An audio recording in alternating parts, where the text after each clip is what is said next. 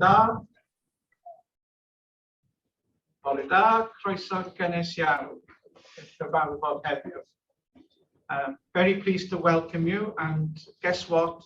Some of us are here in body and in mind, so welcome everybody. I'd like to welcome Visha and Andrew from Audit Wales.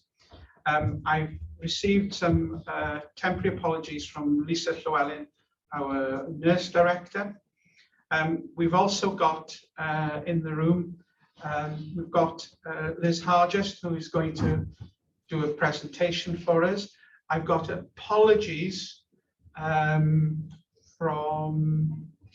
Push here now. Okay. And we've got Jill, who's joined us from outside, so welcome everybody. Are there any issues to be declared of interest by board members that are not already on the register but need to be declared?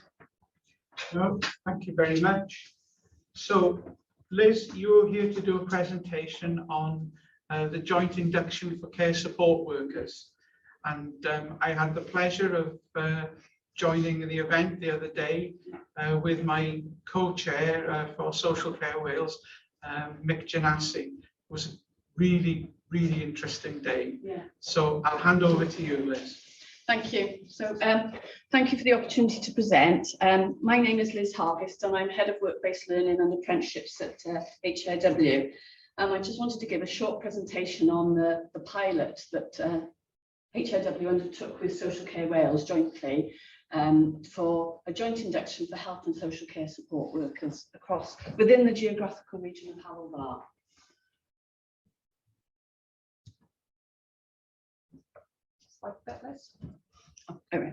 So although HEIW and Social Care Wales were the main funders of the pilot down in Hywel Dda area, as you can see from the slide, there were numerous other partners who were involved in the work to a greater or lesser degree. So it was truly a wide-ranging partnership pilot project. So before the pilot, we undertook a review of what was currently happening for induction for support workers. So we knew what was happening, well, I knew what was happening within health because we had a clinical induction that had been mandated by the Minister for Health back in 2015. So we knew that health boards were delivering robust clinical induction to support workers who worked within clinical settings, but within social care, there wasn't that mandate. And so when we reviewed what was happening, you can see that there was a varied quality and consistency. It didn't often happen at the start of practice, it would often happen when somebody had been in post a year rather than at the beginning. And there was very little understanding across health and social care. And it was difficult for smaller providers of social care to resource an induction because often they would do their induction and then leave the service, which is why it didn't take place at the beginning, because if somebody wasn't going to stay, there was no point in investing in staff. That was the view.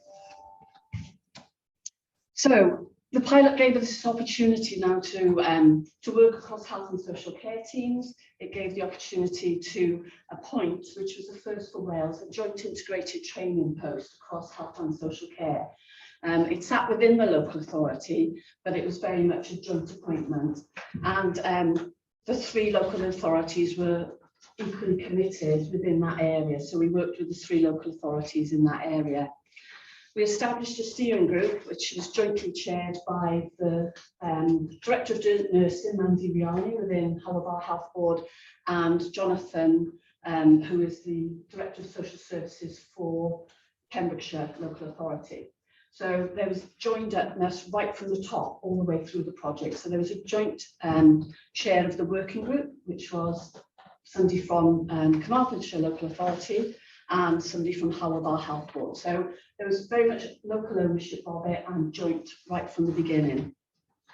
So what I would say, pivotal to the success of the project were those two things. One was the joint appointment of the training post across health and social care, and the fact that it was complete sign-up from both parties from across health and social care.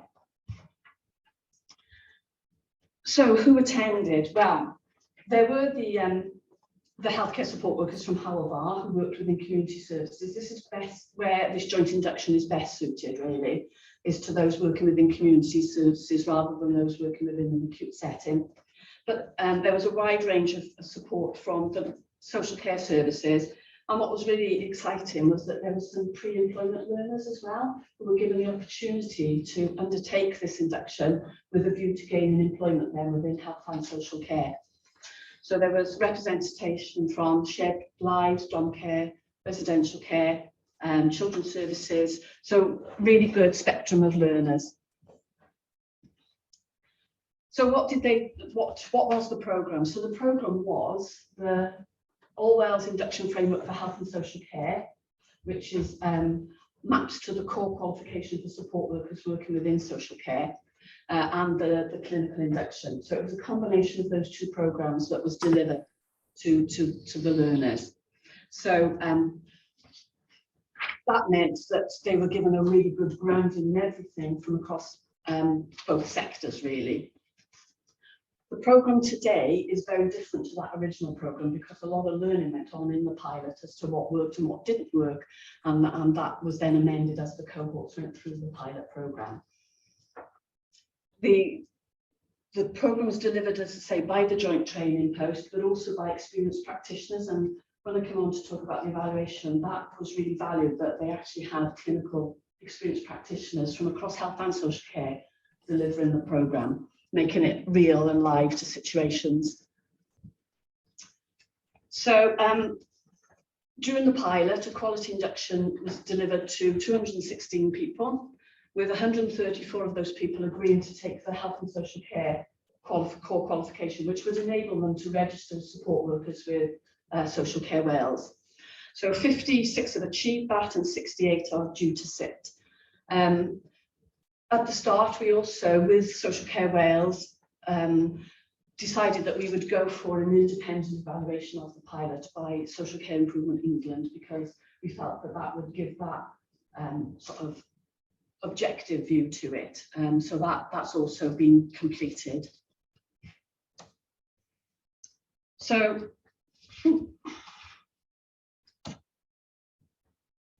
very noisy, isn't it?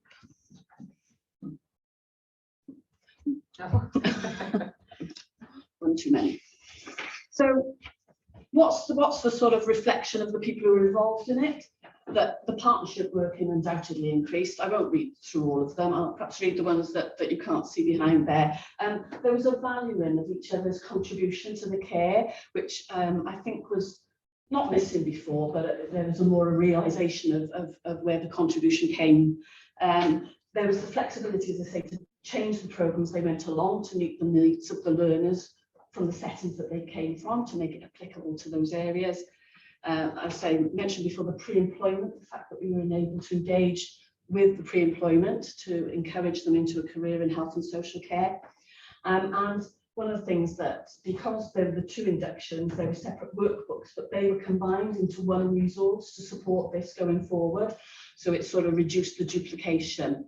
But as you can see from the middle ones, there was that sort of, there's now consistent messages around foot care, oral care, all the important basis of care. There is now that consistent messages across health and social care, right from the start of somebody's career. So that's just a link to the full evaluation report. And these are then some quotes from that evaluation report. So one of the things that really came across loud and clear was that learner confidence and competence increased. Which, when you're caring for the most vulnerable in our society, that is absolutely vital. So managers were, they said that learners were more confident, that they understood what they were doing, they had the underpinning knowledge for why they were doing something, and were able then to adapt that to different situations because they've been on this programme of learning.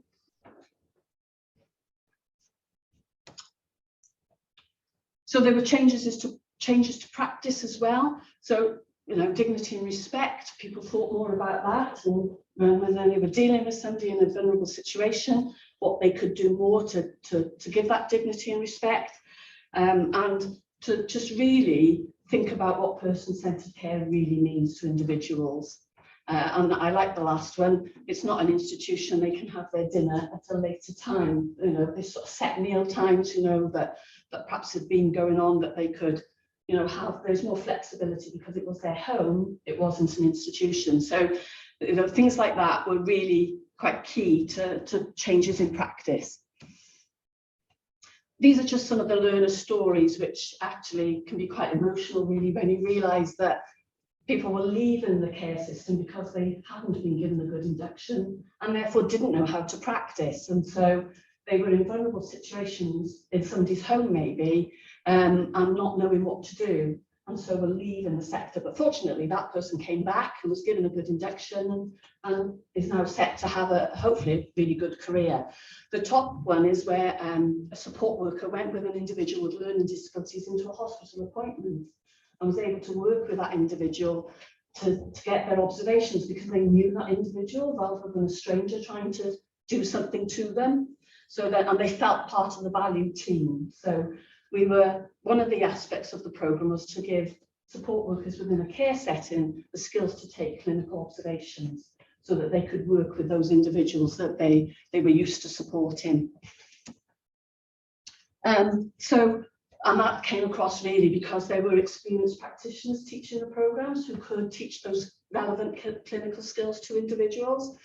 So that came across from the learners, that they really valued having the experienced tutors teaching the programme of work. One of the other sort of key successes to the programme was the support and role of the managers and mentors to these individuals on the programme. And that, when we talk about learning, the role of a manager or a mentor is key to support those learners, and especially for support workers who perhaps are working in somebody's home on their own. They need to have that support or know where to go for that support. So again, that came across really loud and clear from the evaluation. Now I'm hoping this will work.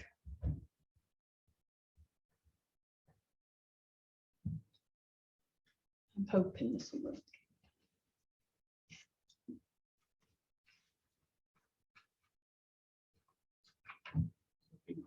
It is. It's doing something, isn't it?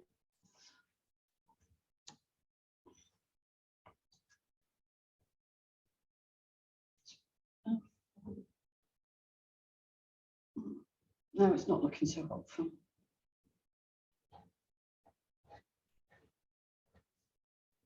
No. Just summarise it. So the little video, I'm quite happy for the presentation to be circulated. The little video is just clips of people actually saying what the course meant to them as individuals. Oh, if you don't mind.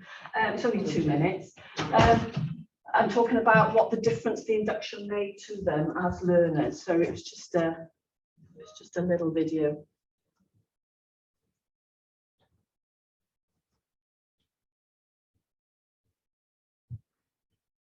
So what we're hoping is that other organisations will take this joint induction on board. So we're working with individuals to develop a resource and toolkit that will help people set up this programme for in other organisations. So POWIS are quite interested in doing something, as are some of the other organisations. So we're going to try and give them the resources and a toolkit to help them so that they don't, they can learn from this experience of what happened in Hywel. So I need to log in. Do you have a login for it? I don't really want to share it, I'm sorry. No, that's okay. So will you circulate that? Yes. For us? Yeah. Yes. I saw it in the on the day, and it's really impactful. Yes. Yeah.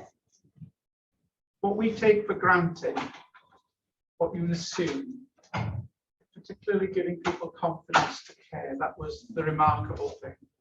And wanting to care properly and leaving because they felt they couldn't in previous history. But actually the continence one I thought was really quite emotional. Yeah, and seeing people as people. Yeah.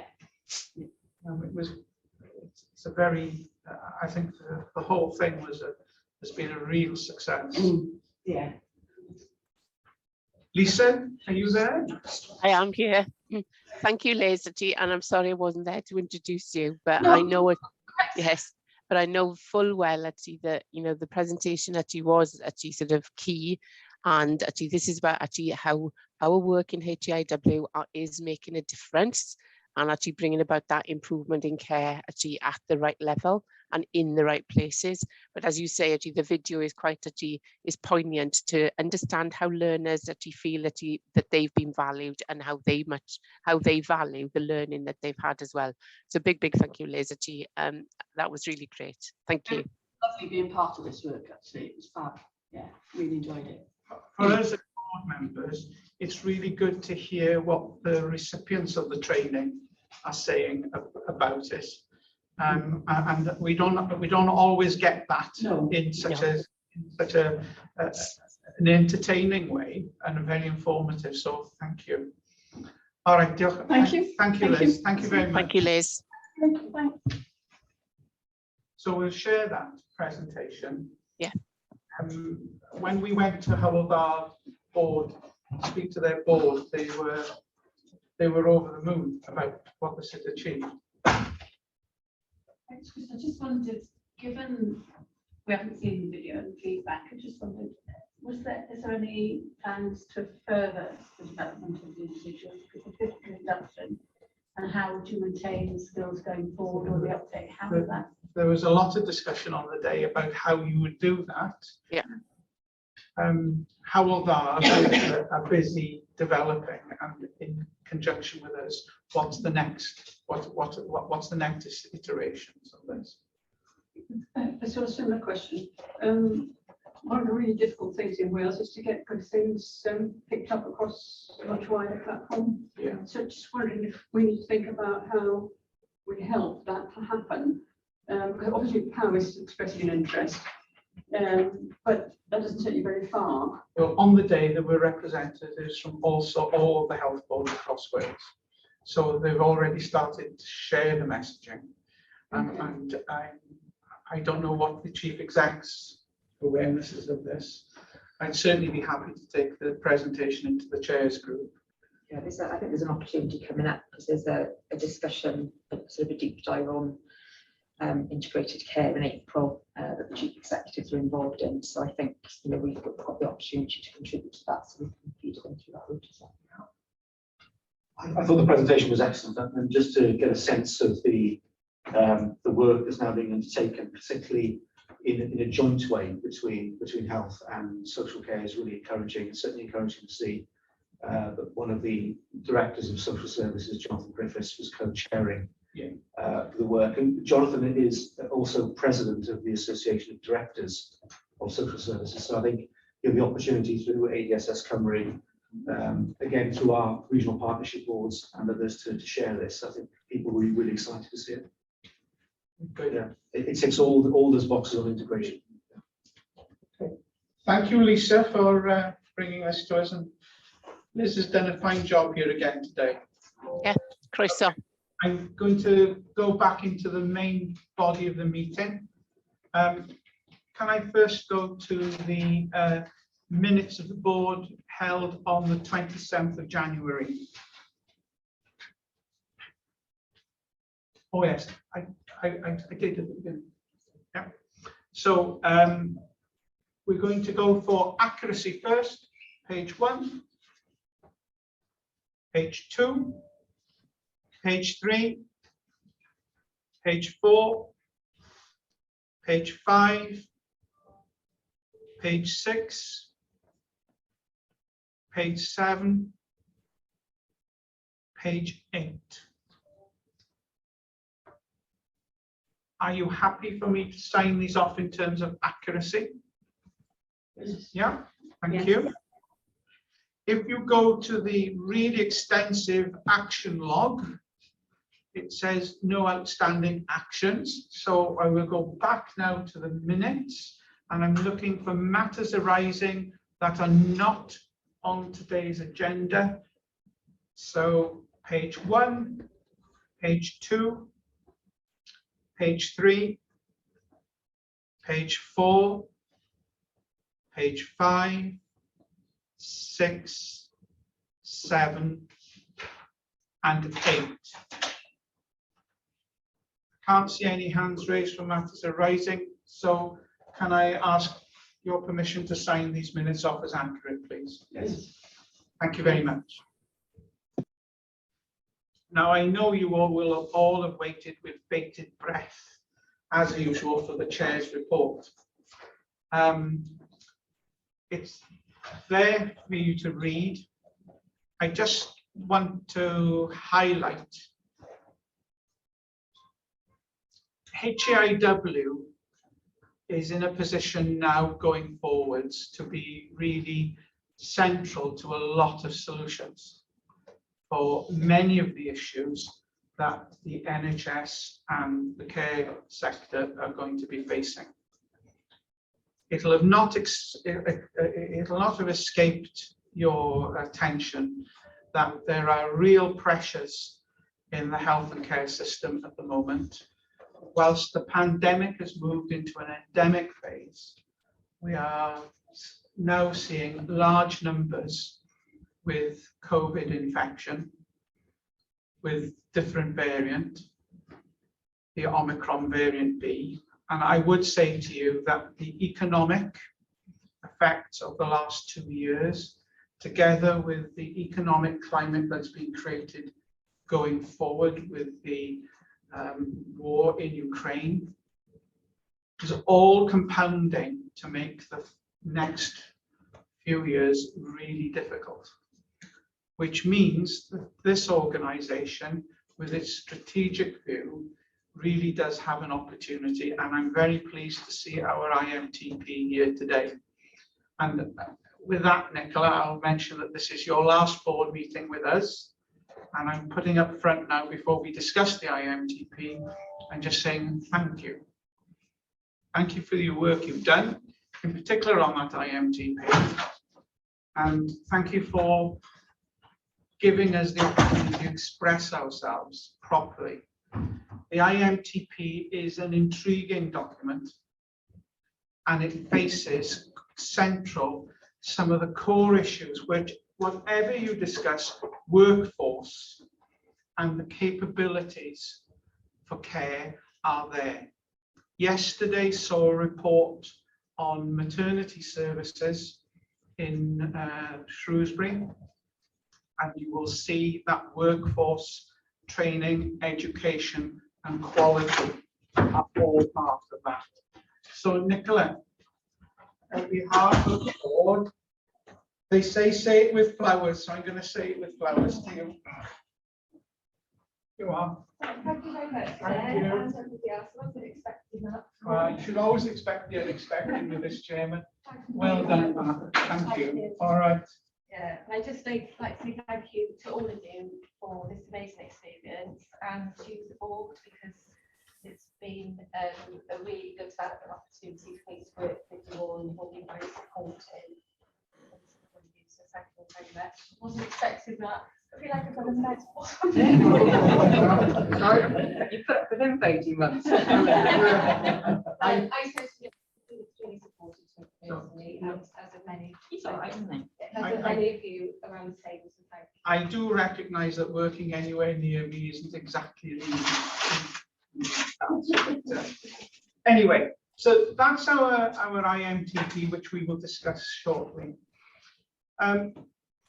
It was fabulous to be here when the staff came back into Dusky. And what I'm trying to say to you is that we've done an awful lot of work over the last 2 years, and doing it in using technologies. But actually being in the same building and hearing the buzz and hearing ideas bounced off, and just hearing the excitement and energy is really important. But on that morning, we also reflected on what's happening in Ukraine. And I think I'll just say it as it is. Suffering in any sort is not nice to witness. And I think the Welsh spirit is about support. And I'm immensely proud of how our staff are reacting to that. I would say to you, Mir Ukraine, Heddwch i Ukraine, and peace to Ukraine. We can't do that here, but what we can do is actually give support to people in need. The other thing I'd say about being back in the building is that this is our first board meeting, where some of us are in the room and others are still on Zoom. So we do have the ability now to do things differently going forwards. So there isn't a one solution. And I do like the fact that when we are broadcasting on Zoom, we're reaching all our partners across Wales. There are a couple of things I left off from my chair's report. And I do want to say that at the end of my report, you will see the stakeholder reference group notes. Now, we are nothing unless we do it in partnership. Our philosophy is we need to be the best of partners. And with that in mind, I was really pleased that so many people joined in that stakeholder reference group.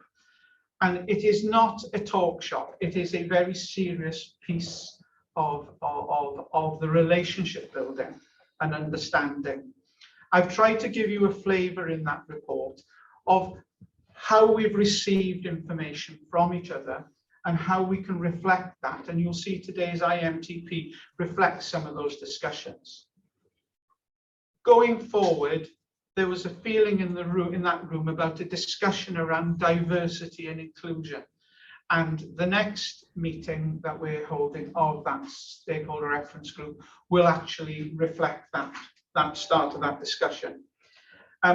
Alex and I met with the Chief Exec and the Chair of Health Education England. And to give you some idea, we're all in the same boat. We all have facing similar issues. And there were, I think, a rich discussion we had there and commitment to work together. And that's building on the relationships that have emerged through the pandemic. We are building similar relationships with Ireland. We also met with their organisation in Ireland, and we've also got plans to meet with NES. Now, the other thing that I think is building is our relationship with our higher education bodies. And Alex and I met with the Vice Chancellor of Wrexham Glyndŵr University.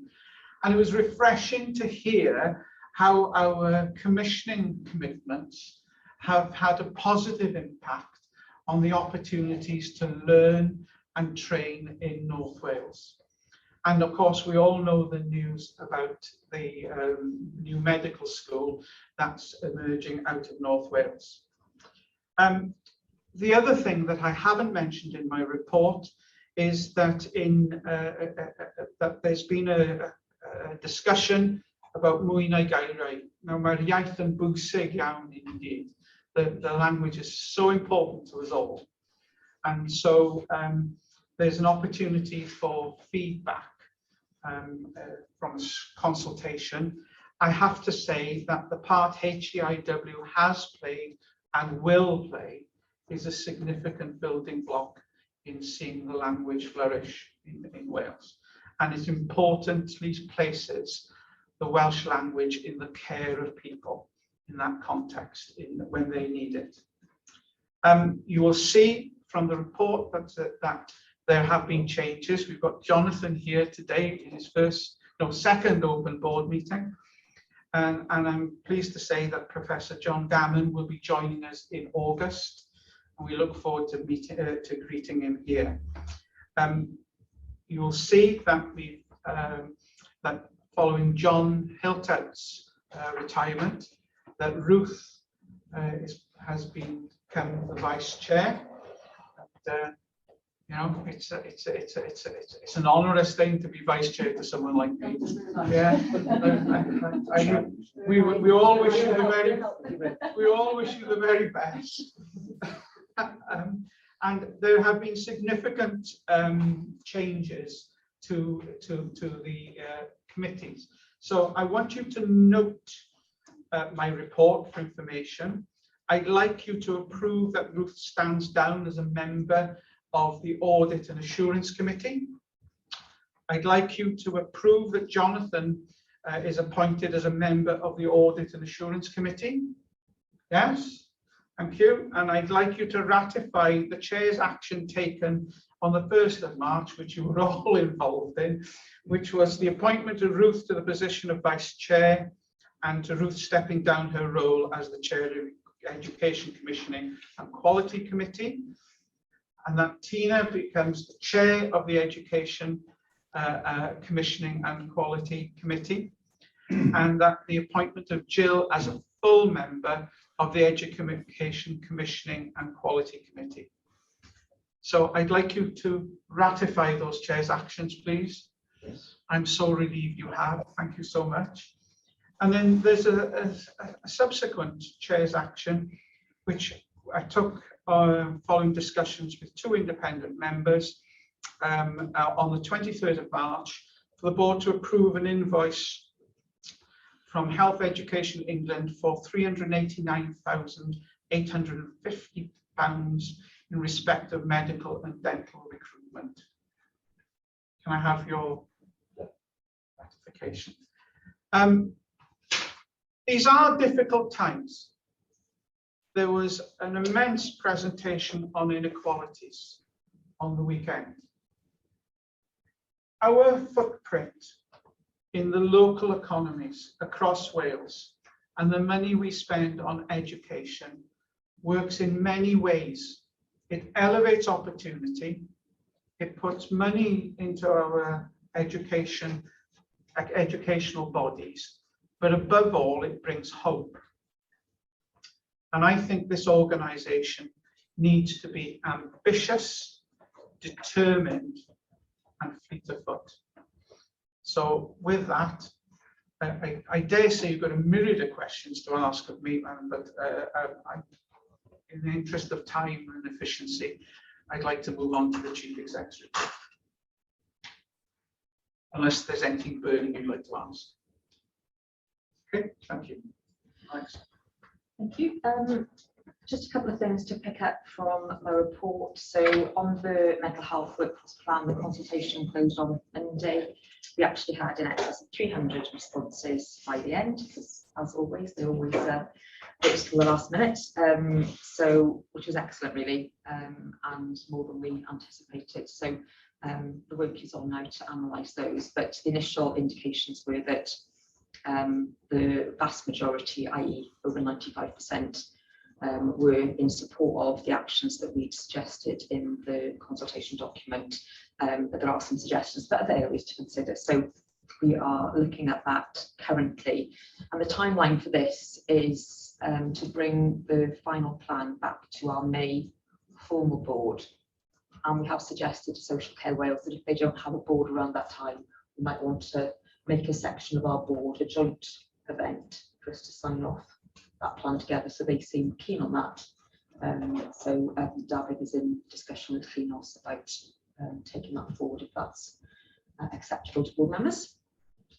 So a lot of work to go on between now and then to take account of the consultation, to finalise those actions, and in particular and importantly their costs, and to draft that final plan. So that's obviously a big piece of work for us in the next few months.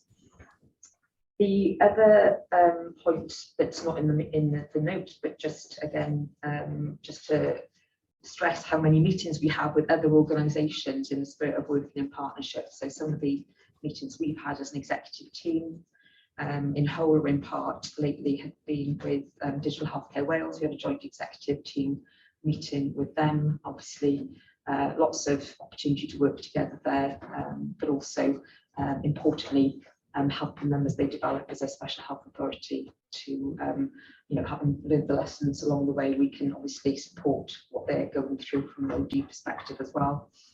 Social Care Wales, we had our quarterly meeting with colleagues there on Monday, and Julie and I also met with Improvement Cymru yesterday, and some real opportunities to do some joint work there as well. So lots of, I think people are definitely focusing now on the future, focusing on building and being sustainable and doing some of those more strategic pieces of work. So that's been really positive as well. And then just the third and last thing to mention is the annual commissioning meetings that were referred to in my report.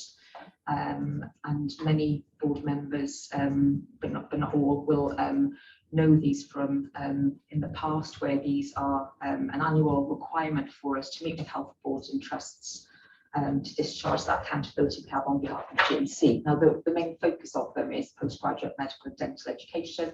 Historically, that's how they were managed by the deanery. I've been on the other side of the fence and know those meetings well. And what we're trying to do in HEIW is to broaden those out to become multi-professional meetings by the next time they run next year. But the meetings this year have been a good point to touch base, because we have been doing these as a very light touch over the last couple of years for obvious reasons. And this year we've been able to have more in-depth conversations about what's going on with our local education providers, as the terminology goes, to you and me, health boards and trusts, and to share some of the developments that are going on in education and training as well. Just to draw the board's attention as well to the fact that this week we have in our Bevan annual commissioning meeting, and obviously one of the items on the discussion there was in relation to the oversight group that we've got in place there, because of some of the concerns that emerged there regarding trainees and their accelerated implementation of their service reconfiguration project. So we did have the chance to touch base on how that oversight group is going, and obviously Push sits on that. That's jointly chaired by ourselves and the medical director of Ireland Bevan. And I think that there's a clear commitment to take plans forward in a positive way. There's clear commitment to work together to make sure that we prioritise training and education. But I should also draw the board's attention to the fact that we also received a letter that same day, actually, from the Royal College of Physicians to HEIW, continuing to express concerns around the trainees in that particular specialty, which clearly we are aware of and working through as part of the oversight group. And it's right and proper that the Royal College of Physicians keep reminding us of that. And obviously that letter and the concerns that were raised in that letter will be discussed at the next oversight group to ensure that the current actions are appropriate and commensurate with the action that is required, really. So I just wanted to make the board aware of that, and it links to the point in the performance report later on, clearly around quality, etc. But yeah, we've had really good attendance at those meetings and really positive conversations, and it's clear that education and training is getting a much higher profile within our NHS organisations, which was really encouraging to see. I think everybody really keen to work with us on some of the opportunities to develop new roles and to really build on the good work that's already been done through the pandemic in really making sure we kept the show on the road. So that's what I have to say. Alex, any questions for Alex? Just a very quick one, if I could share, just in relation to the mental health workforce plan. Firstly, can I congratulate the team on what was a thorough consultation exercise. I thought the workforce plan was looking really robust. The fact you've had 200 responses is hopefully 300 responses is hopefully indicative that things are going in the right direction, that people were enthused to contribute. And I know that you made good use of social media to get the message out as well, which was really good to see. In addition to getting the updated plan or the revised plan for the board meeting in May, it would be quite useful to know perhaps in advance that the types of organisations or individuals who responded. I'm sure there's a way of categorising them, and perhaps to unpick some of the key consultation responses. Whether people were broadly sympathetic and supportive, or whether people had different ideas and viewpoints about doing things perhaps differently. So we could see that perhaps in advance of the revised document. Yeah, so the plan is over the next couple of weeks to produce what we would call a consultation technical document that will just look at the consultation in its own right, to look at those responses in the way that you've described, and that will become a technical document that goes alongside the plan, essentially. So yeah, that should be available and we can circulate that for information. Great, thanks. Was there much evidence provided from during the consultation? Did people send evidence in? Well, I haven't seen all the responses myself Oh, yet, right. so I'm just saying, if there were evidence bases, it would be really good to put them in a separate them out. Don't exclude them from the main body, but actually to support the case. well, there's already a technical document on the evidence base that's gone out with the consultation document. So yeah, we would be seeking to build on that because, you know, there are lots of publications that will have come out in the last 4 or 5 months of the year to build on. Any other questions? I can't see Heidi, Push, or Lisa. Do you want to come in at all? I'm here. No, thank you, Chair. It's fine. No, you're okay? Right. Okay. No other comments? Thank you. We'll move on then. We go to part 3, 3.1, approval of the IMTP. Thank you, Chair. So obviously I'm very pleased to recommend our final IMTP 22-25 to the board today for approval for submission to Welsh Government this afternoon, actually on the basis that you approve it. As laid out in the Chief Executive's letter in February, we are able to submit a balanced approval plan in line with our statutory duty. But more importantly, as the Chair said in his report, it is the plan that we need and the system needs to respond both to the strategic challenges laid out in the workforce strategy, but also to support the system that's in recovery from the pandemic. And on the financial plan, obviously there's a paper, more detailed paper next, which obviously we are going to talk about. The board sets the strategy for the organisation and obviously agreed the strategic framework for this IMTP in September. Has been engaged and given advice and feedback throughout its development until today, and obviously very grateful for that as well. And we're very pleased that this year particularly we have had the chance to engage with our NHS colleagues, all organisations, with our wider stakeholders and with Welsh Government on a number of occasions as well. And most recently we shared the final draft of the plan with Welsh Government. We've had very positive feedback that responded to the few things that they raised in that as well. Going forward, delivery will be assured and monitored by the board's performance framework with Welsh Government through our JET meetings. And other than that, it just remains me to say thank you to my team, one of whom I know is sitting in on the call today, for their hard work, and then to recommend the IMTP for approval to the board. Thank you, Chair. Thank you. So we, as board members, we've been involved throughout this process and we've now got to this point. Are there any questions or comments that board members wish to make? Ruth? I just want to say congratulations on managing to reduce the enormous amount of material we started with to what now I think is a really excellent document. There's a huge amount of detail still in there, but it's quite easy to navigate your way across the headlines anyway, and then to go into the detail if you want to. So well done, and I'm very supportive of that. I think it's as far as I'm concerned, ready to go. And it will be very interesting to see the 10-page summary document that you're currently in the process of developing, because how you will get it condensed into that, I'm not quite sure. You can see it. I'd just like to echo that. I found this document immensely helpful. There's a huge amount of work in here, and I just wondered whether is this being printed anywhere? I know we've got electronically, but I'd like a copy of this, so that I can refer to it. And I don't often ask for that because there's so much detail in it. It gives an overview of the whole organisation, Nicola. And for me, there's lots of elements within this IMTP that, as ambassadors of this organisation, we'll be able to use. And I want to thank you for that. The first time I've seen a real deep dive in areas, and and the information that is helpful to us is tremendous. The other thing I wanted to say on strategic risk 7, even though we've had an opportunity to look at this and comment on it, just current relevant information. I just wondered whether when we're looking at workforce data plans, whether we could add in international recruitment just onto that section.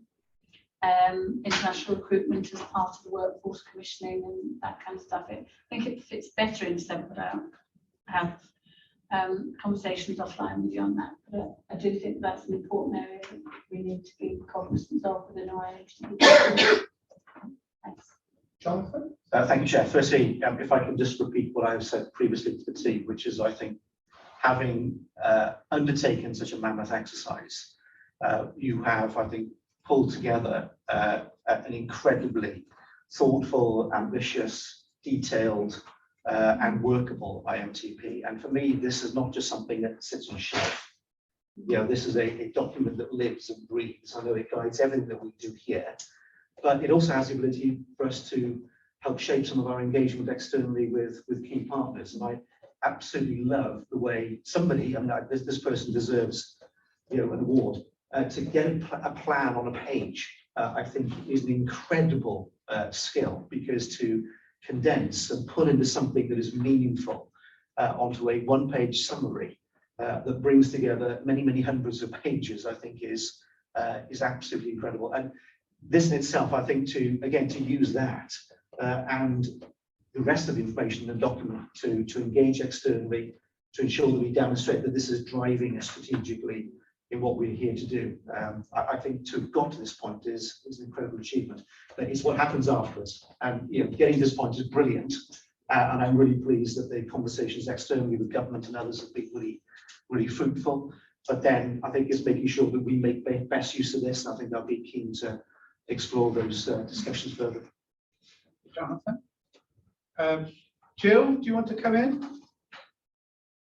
Yes, sorry, I keep putting my hands up, Chair. I'm not sure if the hands are visible on the screen. It's there now. Good. Okay. Yeah. Just to endorse, I guess, what everybody has already said. My first read of the IMTP, Chair, as you probably know, was that it was incredibly long and really difficult to find your way through. And the finished product now is just it's just a huge improvement. I mean, it really is, as people have said, a living document that you can actually understand, which for an IMTP, and I've looked at thousands, I'm sure everybody else has over the years, is an incredible feat. Just to, I think, support what Jonathan just said, the proof of the pudding's in the eating, isn't it? This is a starting point. It builds on what we've already done over the last few years. But I'd like to think about how we deliver on it and make it real rather than just process. So we've got everything set up to say what we've done against some of the objectives and aims, but it's more about making it real and what difference does it make as well. So just to sort of urge that when we do review and monitor our progress against it, we actually look at impact as well as just have we delivered. Thanks, Jill. Heidi, do you want to come in? Yes, to congratulate the team. As Jill said, it's come such a long way. It's an ambitious, detailed document that also is really easy to navigate now. Specifically from my concerns previously, the aims and objectives are really, really clear. So yeah, well done. So I think what I'm detecting is a level of support for this IMTP. Yeah. Yeah, I think the level is almost in danger of exceeding the adequate level. Now, but I want to make a comment about something I think is underestimated these IMTPs are a monstrous thing to try and do. But there's an important part of an IMTP, and that is it has to bring hope. A mae'r gobaith yn rhywbeth pwysig iawn yma. At this moment in time, being hopeful and realistic whilst being ambitious is a very difficult thing to finesse. So I think this IMTP does exactly that. There's ambition there, no doubt. There's almost ambition that says this is going to be difficult, but we're going to do it. There's also this business about hope, because if you pull all the strands together of that IMTP, the NHS workforce in Wales will be in a much better position than it would have been without it. Right? There is a great deal of good stuff in there. So the bottom line on this is a denominator about delivery. And I don't think that the ambition is exaggerated into what we want to do. I think the ambition is challenged by, can you actually do it? So as we go through seeing this now go into Welsh Government and getting their view on it, as it comes back to us to actually deliver, I think the independent members will be able to look at this document and actually look at it in the round as opposed to individual aliquots. And I think bringing it back to what does the whole thing do, as opposed to just the aliquots, is the key going forward. So the team and everybody who's taken part in creating this, and I include the partners who fed back into the process, right? We owe it to the partnership to deliver on it, but I think the team have done Alex, I think you and the team have done a great job. So I look forward to Welsh Government's response to it. So I'm asking you formally then to approve this IMTP, not plea, IMTP, including the detailed appendix and the minimum data set for submission to the Welsh Government. Yeah, and I think we've given them an easy read. I think we've also given them an easy decision making. But let's not presume. Okay, so can I have your approval, please? Yes. Thank you very much. I'm now moving on to 3.2, where it always requires an engine, doesn't it? So the financial plan and budget strategy, Rhiannon. So people just set out, because as a statutory NHS organisation, HEIW receives an allocation of funding from Welsh Government Health and Social Services Main Expenditure Group. So on page 3, the table at the top of that page is the core allocation that we received from Welsh Government, and the official letter was sent on the 28th of March. So that is a £303.7 million resource allocation, and then a non-cash allocation which is related to depreciation of 520,000. So our total core allocation 304.2 million. The second table then reconciled between the financial plan that is included in the IMTP and the allocation. And the reconciling items are elements of non-recurrent, time-limited funding that we receive in year. But the list included in that table is an agreed list between us and Welsh Government. So there are no surprises. We know what's on that list, and that will be subject to further discussion in year as to exactly when we will receive those items. The only one that is at the moment a business case that has been submitted to Welsh Government is the infrastructure costs for education and training for multi-professional education and training in primary care and community setting. So we know that that is with them for decision, and we've included it in our financial plan. So it is a reconciling item at the moment between our core allocation and where we will set our budgets for month on. There's more details set out on the following page of those items and exactly what they relate to. So this is for noting at this point in time that this is how we have achieved the balanced financial plan that we were able to give assurance over as we submit our ITP. Can I open it up, please, to board members? Any questions or comments relating to this paper and plan? Just one quick question, if I could. Yeah, I'm just looking at the second table where you list the in-year allocations. I think it's probably partly my understanding. So in listing those, although they are in-year allocations, are they guaranteed in-year allocations, or are they still subject to agreement? No, it's an agreed list of items that it has been part of our funding for sort of at points in the last 3 years. So it's something that has been agreed with Welsh Government, but I suppose we've had it in 1 year, and then it will fall into the next year. It's just that we need to agree exactly when that allocation will happen. So they are known, they're agreed items. They tend to be I suppose decisions taken by policy leads to provide funding on a sort of time limited basis. Is there any risk at all the government may change their mind and say, well, we appreciate the fact you've done those in previous years, but actually looking forward, we don't need this done? So that can It's happen. highly likely.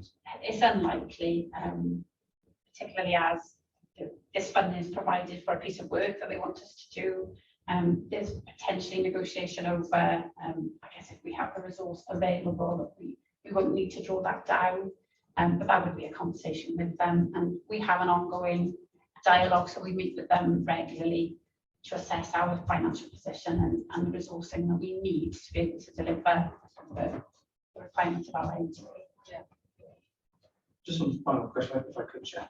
In relation to the, as you described it, business cases that aren't known, and in this case, you've listed the primary care business case. Again, I wasn't quite sure how that process worked and whether or not those discussions were ongoing, whether we're waiting for a final decision, whether that was likely. The reason I ask, of course, in terms of listing those individual items set against the those that are non-recurrent funding elements, it is obviously the largest proportion of the overall difference. So do we know whether a decision on that is likely to be positive? So the business case has been in there since October. Right. We've had a lot of toing and froing in terms of a bit more detail, a bit more information, which probably concluded around January. There's now 2 policy teams involved because it spans primary care and education. We need the infrastructure costs really agreed by our policy colleagues in primary care, because this is about us setting up an internal unit, but also providing ongoing funding for 7 local academies on a sustainable way rather than through Pathfinder funding. And there was agreement in principle to that. But it is also linked with a conversation with the education colleagues around the ongoing costs of education programmes that we might want to commission in future years. So we've clarified for them, those are 2 separate matters, because the education costs will be part of our education training plan. I have now written 3 letters in the last 6 weeks requesting clarification and confirmation of where we're going on this. And that's one of the things I will be picking up with Judith tomorrow. I've included it in my feedback, in my appraisal to the Minister, highlighting I'd like a discussion about it. So, this is a fantastic development, really, a really good example of collective NHS Wales. So I'm hopeful that this will be supported, because I'm not really sure why it wouldn't be. And it's not very expensive. In terms of the financial risk, so these aren't, it's a double negative, but they're not unavoidable costs. So yeah. It is, once the funding is there, then you start to implement things that will cost money. So the risk isn't that it's unavoidable. That's helpful. Thanks. Okay. Jill, do you want to come in? No, thanks, Chair. I've got questions on the finance monitoring reports. No. Have we got anything to say on the financial plan and budget strategy? No, Chair. No. Heidi, you okay? Do you need to come in? No, thank you. Okay. No other questions? Okay, so we're asking to note the anticipated co-allocation for 22-23. And that's come in on the 28th. Yeah. The reconciliation to the financial plan for 22-23, and note the mitigating actions to bridge the gap arising from any unfunded commitments that had to be taken forward whilst funding decisions are ongoing with Welsh Government. Okay, everybody note that. Thank you very much. Director of Finance report, Rhiannon. Thank you. So the report sets out the financial position as at the end of month 11. So we reported an underspend of 336,000 to the 28th of February 22.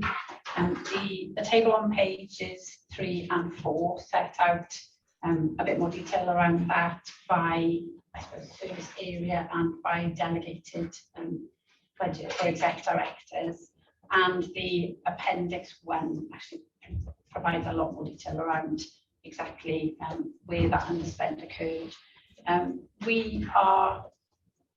It is actually year end today, so our year end position, we will be achieving a break-even position, but we have got to that point by returning funding to Welsh Government in year, and so some of the underspend against our sort of non-pay budgets as a result of reduced activity because of COVID and commissioning budgets, where I suppose students either haven't taken up the bursary or that there have been fewer numbers entering programs. So we made a final return of 3.6 million month 11 to Welsh Government, that I suppose added to some of the other returns that we've made the board aware of earlier in the year. The balance sheet position is set out in the report. We have got an increase in our sort of creditor balance and our accruals, and it is as a result of the way some of our education contracts work. We make payments on the numbers of students from a previous year, and then I suppose as we are as those returns come in from universities as to the actual numbers in programme in the financial year, and we sign off those numbers through a variation order process, then we start being able to I suppose pay invoices for the new numbers of students that are in those programs. So it is a product of the way that the old contracts work. We have signed off and we will have paid those variation orders in March. So our sort of risk around not knowing what we should be paying for is significantly mitigated by that. The cash balance at the end of the month was 4.5 million.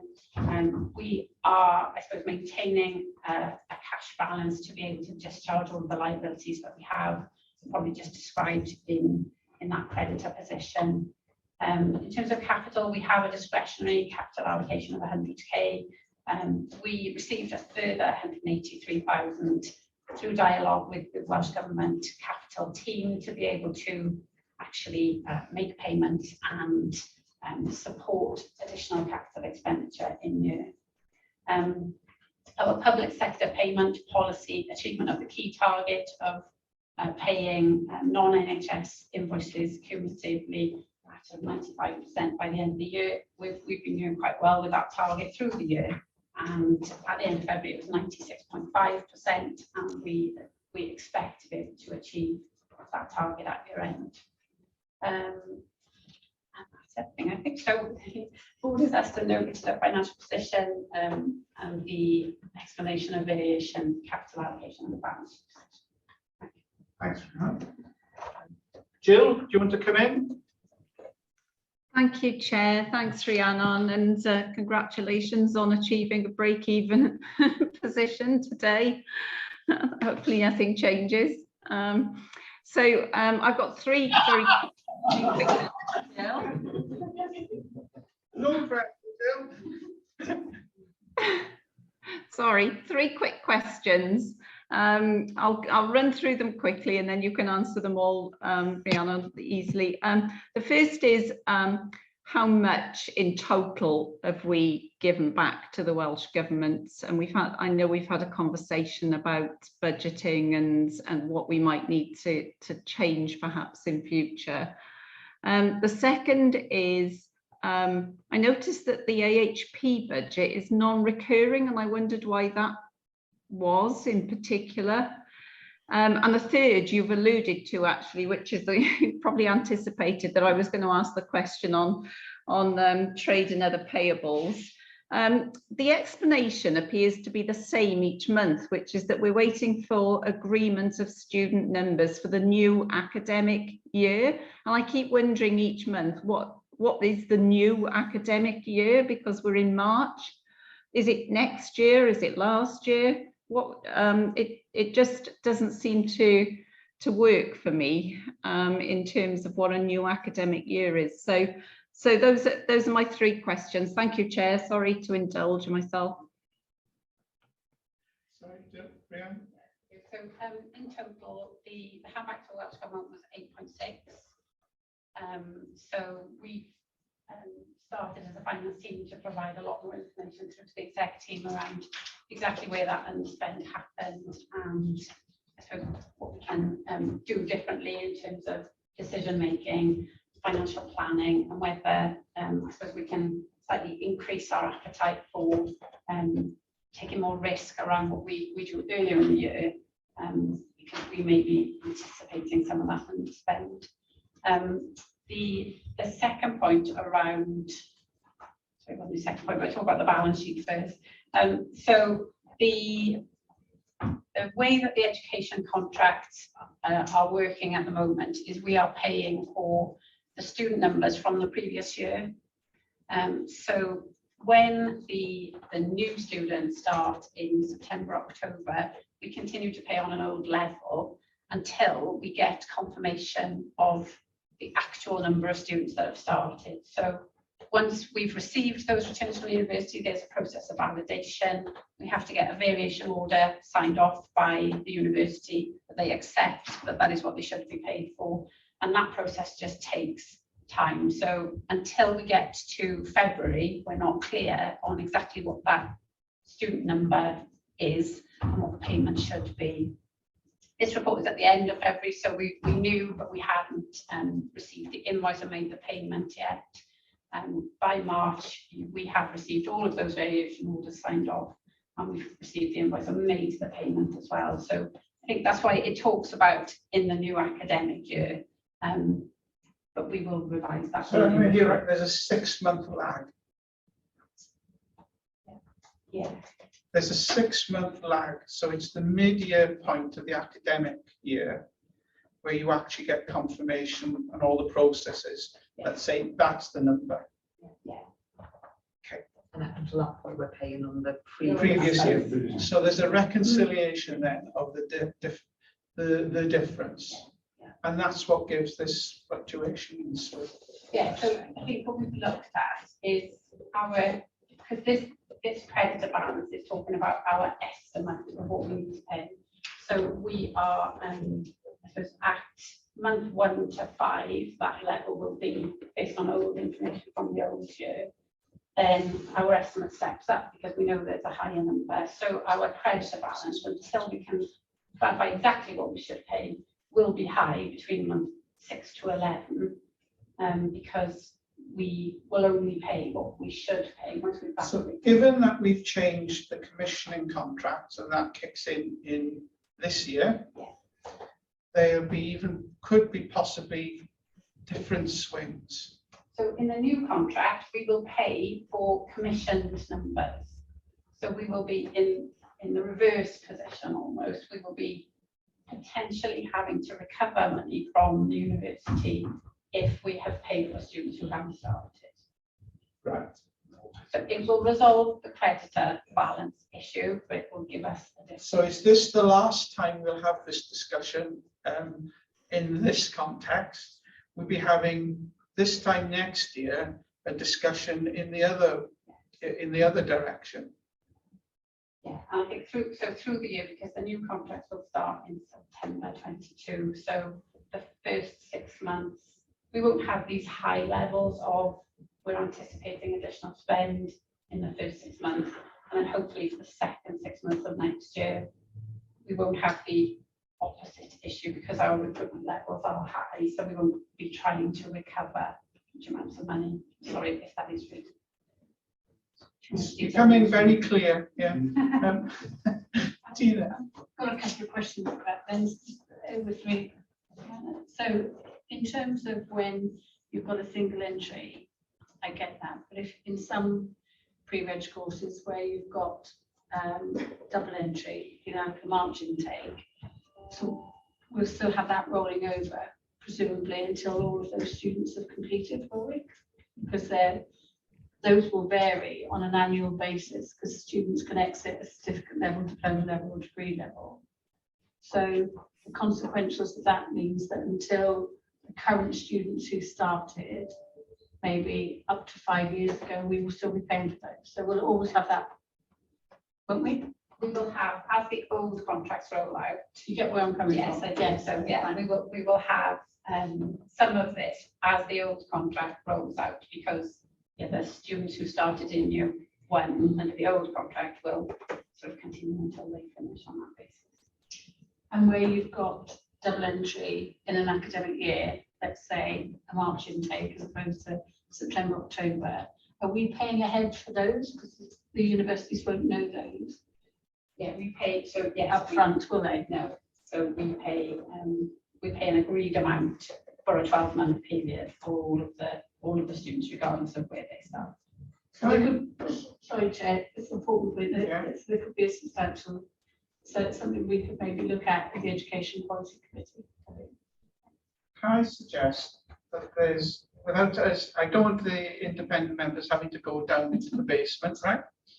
Is it possible to have an idiot's guide now? Because you're going to have to give clarity, because there's going to be a change. These accounts will, these finance reports will look quite different, and there will be a hybrid period, as Jill, as Tina's explained. Right? I think it'd be good just to get it written down in a sort of idiot's guide, so that you're not having to repeat this. We're not having to revisit this all the time, and you can then base the finance report on, as expected, this is what is emerging, right? Because it is a bit of a mystery, these dark arts of where financial year, academic year, and resource is seen, and probably this is the most complicated period now. It's been relatively straightforward because it's looked like the past. This is going to be much more complex, and therefore interpreting these finance reports in that context, I think for the board members it would be helpful.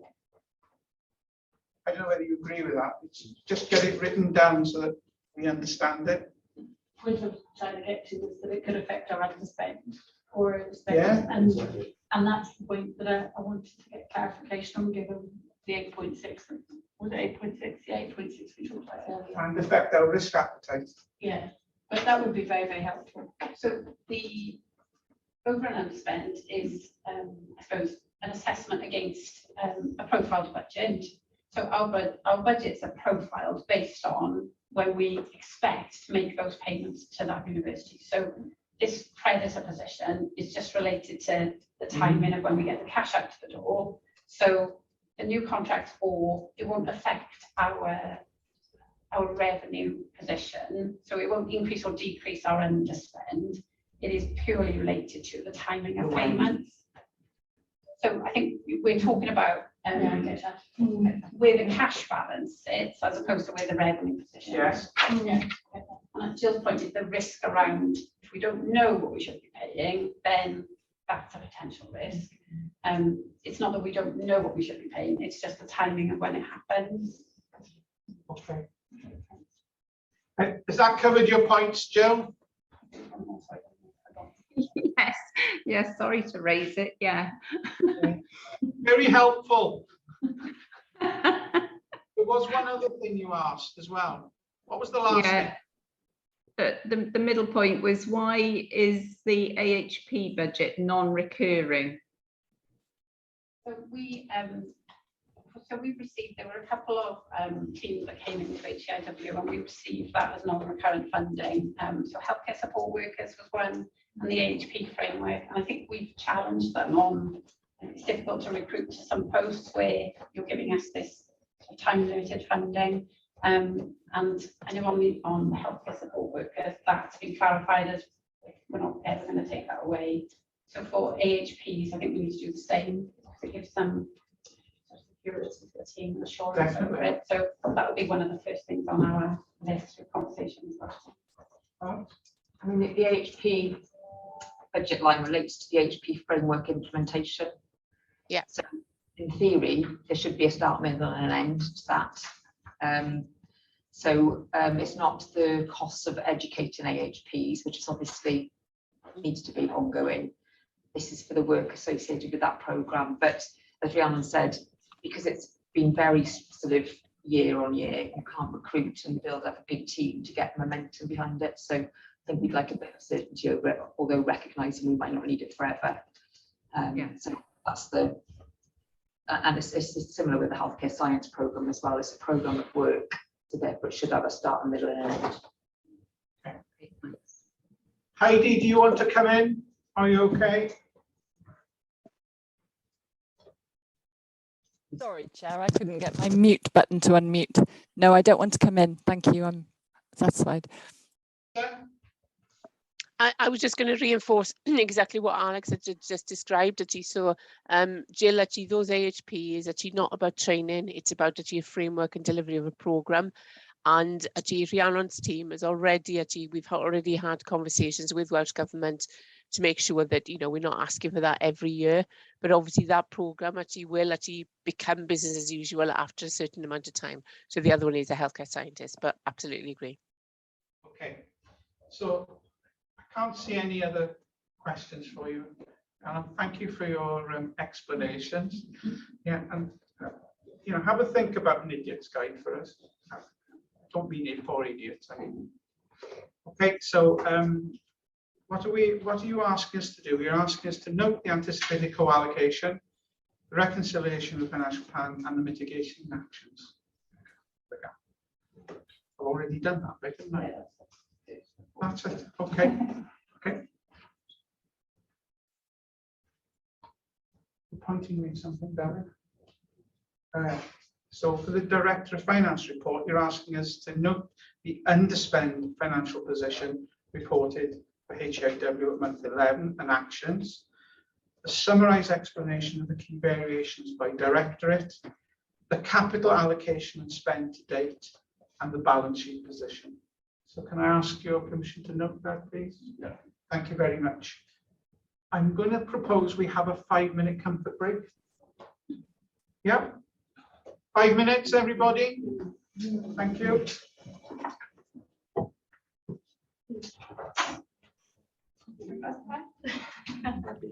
A quick reminder to everybody, the screen will still be recording.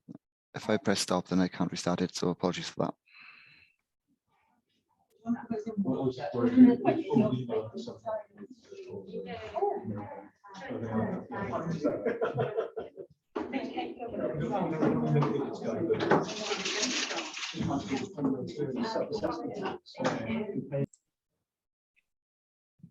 Welcome back, everybody.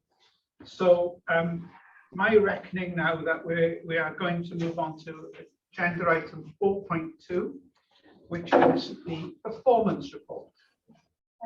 Is this the last report you're going to be giving to us? It is, yes. Thank you, Chair. So board members will see that we have been listening to the conversations we've been having about delivery, outcomes, impact, etc. And we're on a journey with the way that we report back to the board, and you'll see that performance reports will probably change as a result over the course of the next year. But we started on that journey, so it's a different format to the main appendix than you've seen before. So we started to present a more cumulative picture of the performance throughout the year, laying out that out by strategic aim, and a shorter appendix of the detail. In line with good practice, so that the board is appraised of the pertinent points and issues by exception. rather than a major volume that from detail that we were used to before. So like I say, it's a semi-wide strategic aim, and then that really laid out our balanced scorecard approach across education and training, quality, and our organisational KPIs. In summary, the report up to the end of Q3 shows that there is good progress with delivery on our annual plan across across all the strategic aims. We remain agile, so you have seen that in our ISTP that we wish to retain some strategic agility, and we have closed 4 strategic objectives up until the end of Q3 in year, due to where circumstances arose beyond our control, and we closed those. And there is one that was off track for delivery at the end of the year, which is due to an internal specific capacity issue. In our other business as usual areas, again, good progress in education and training. We talked about in the context of the financial papers, that there are generally good fill rates across all our specialties, but with a couple of specific issues as outlined in the Chief Exec's report in psychiatry and medicine, and in our emerging programme around endoscopy, both of which we are addressing. We received a report in closed session on the issues in GP training, and again those are highlighted in summary form in the report. And there is good progress. Our quality issues, our quality monitoring and management activities, those issues that we wanted to bring to the board report are highlighted by exception. And again, as the Chief Exec talked about in her report, the issues around 9/11 and that oversight group highlighted there in summary. In general, in our organisational indicators, there's good progress, and we're pleased with the ongoing progress around mandatory and statutory training and PADR. And then some of our other indicators remain as they were before in terms of turnover and our low sickness rates. I'm not going to highlight the financial section that much because obviously we just received a report from Rhiannon in detail on the financial performance, and that's obviously up to the end of the year. I'm so happy to take any comments or questions, Chair, and to receive comments on the new format either in the meeting or I'm sure Julie will pick those up outside if members want to get individual comments as well. Okay. Thank you very much. Can I open it up to board members? Questions or comments? I mean, this report is definitely maturing. It's definitely really informative. Any comments or questions from independent members?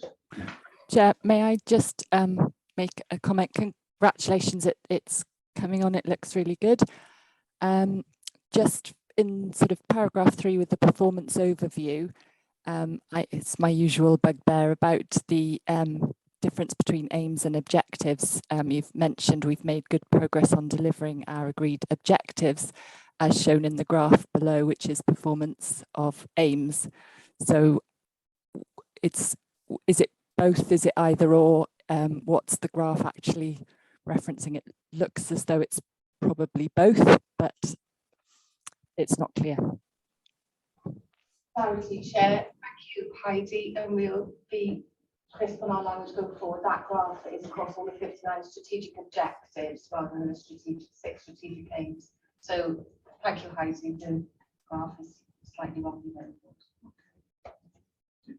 There's a comment of the objectives off track for delivery.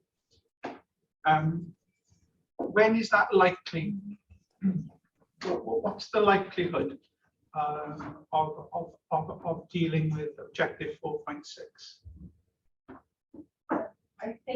I believe that we reviewed that. So obviously we review our progress against our annual plan this year in terms of formulating the ISTP that we just approved. And then we've handled those objectives in those deliverables in a different way in the ISTP going forward. I can't quite remember where. Develop the post-registration support, education and training pathways to improve the transition of healthcare professionals from education into the workforce. And the reason I'm particularly interested in this is the mainly the medic F1, F2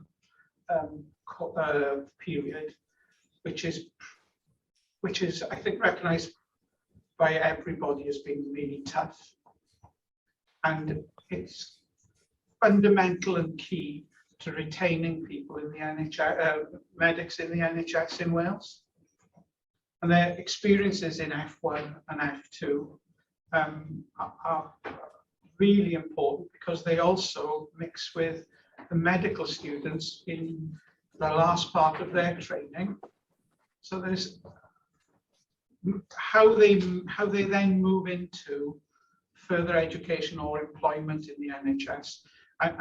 That's why I'm asking that question. It seems to me to be a very important area. Understood, Chair. So we have backed that work into the ISTP.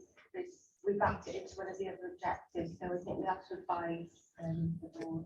Can I help, Chair? Yeah, Yes, please, send a Marsh. push there. Yes, please. So yes, following the meeting that was had with all of our multidisciplinary training leads, we realised that that the way to achieve this was virtually paralleling what we were doing in the quality assurance framework, because basically delivering the correct support, education, training, if we're not doing it, it will be reflected in our quality assurance process. So we all agreed that that's where it should best sit. So that's where this is going to be embedded into that particular strategic objective. You know, I think we look very carefully at bringing people into training. We look at both ends, whether they're new people who are undergraduate, and we look at the far end in terms of what the postgraduate. It's that bit, that transitioning bit, which for some people is a really challenging time, and you know, is key to people feeling confident and wanting to practice in Wales.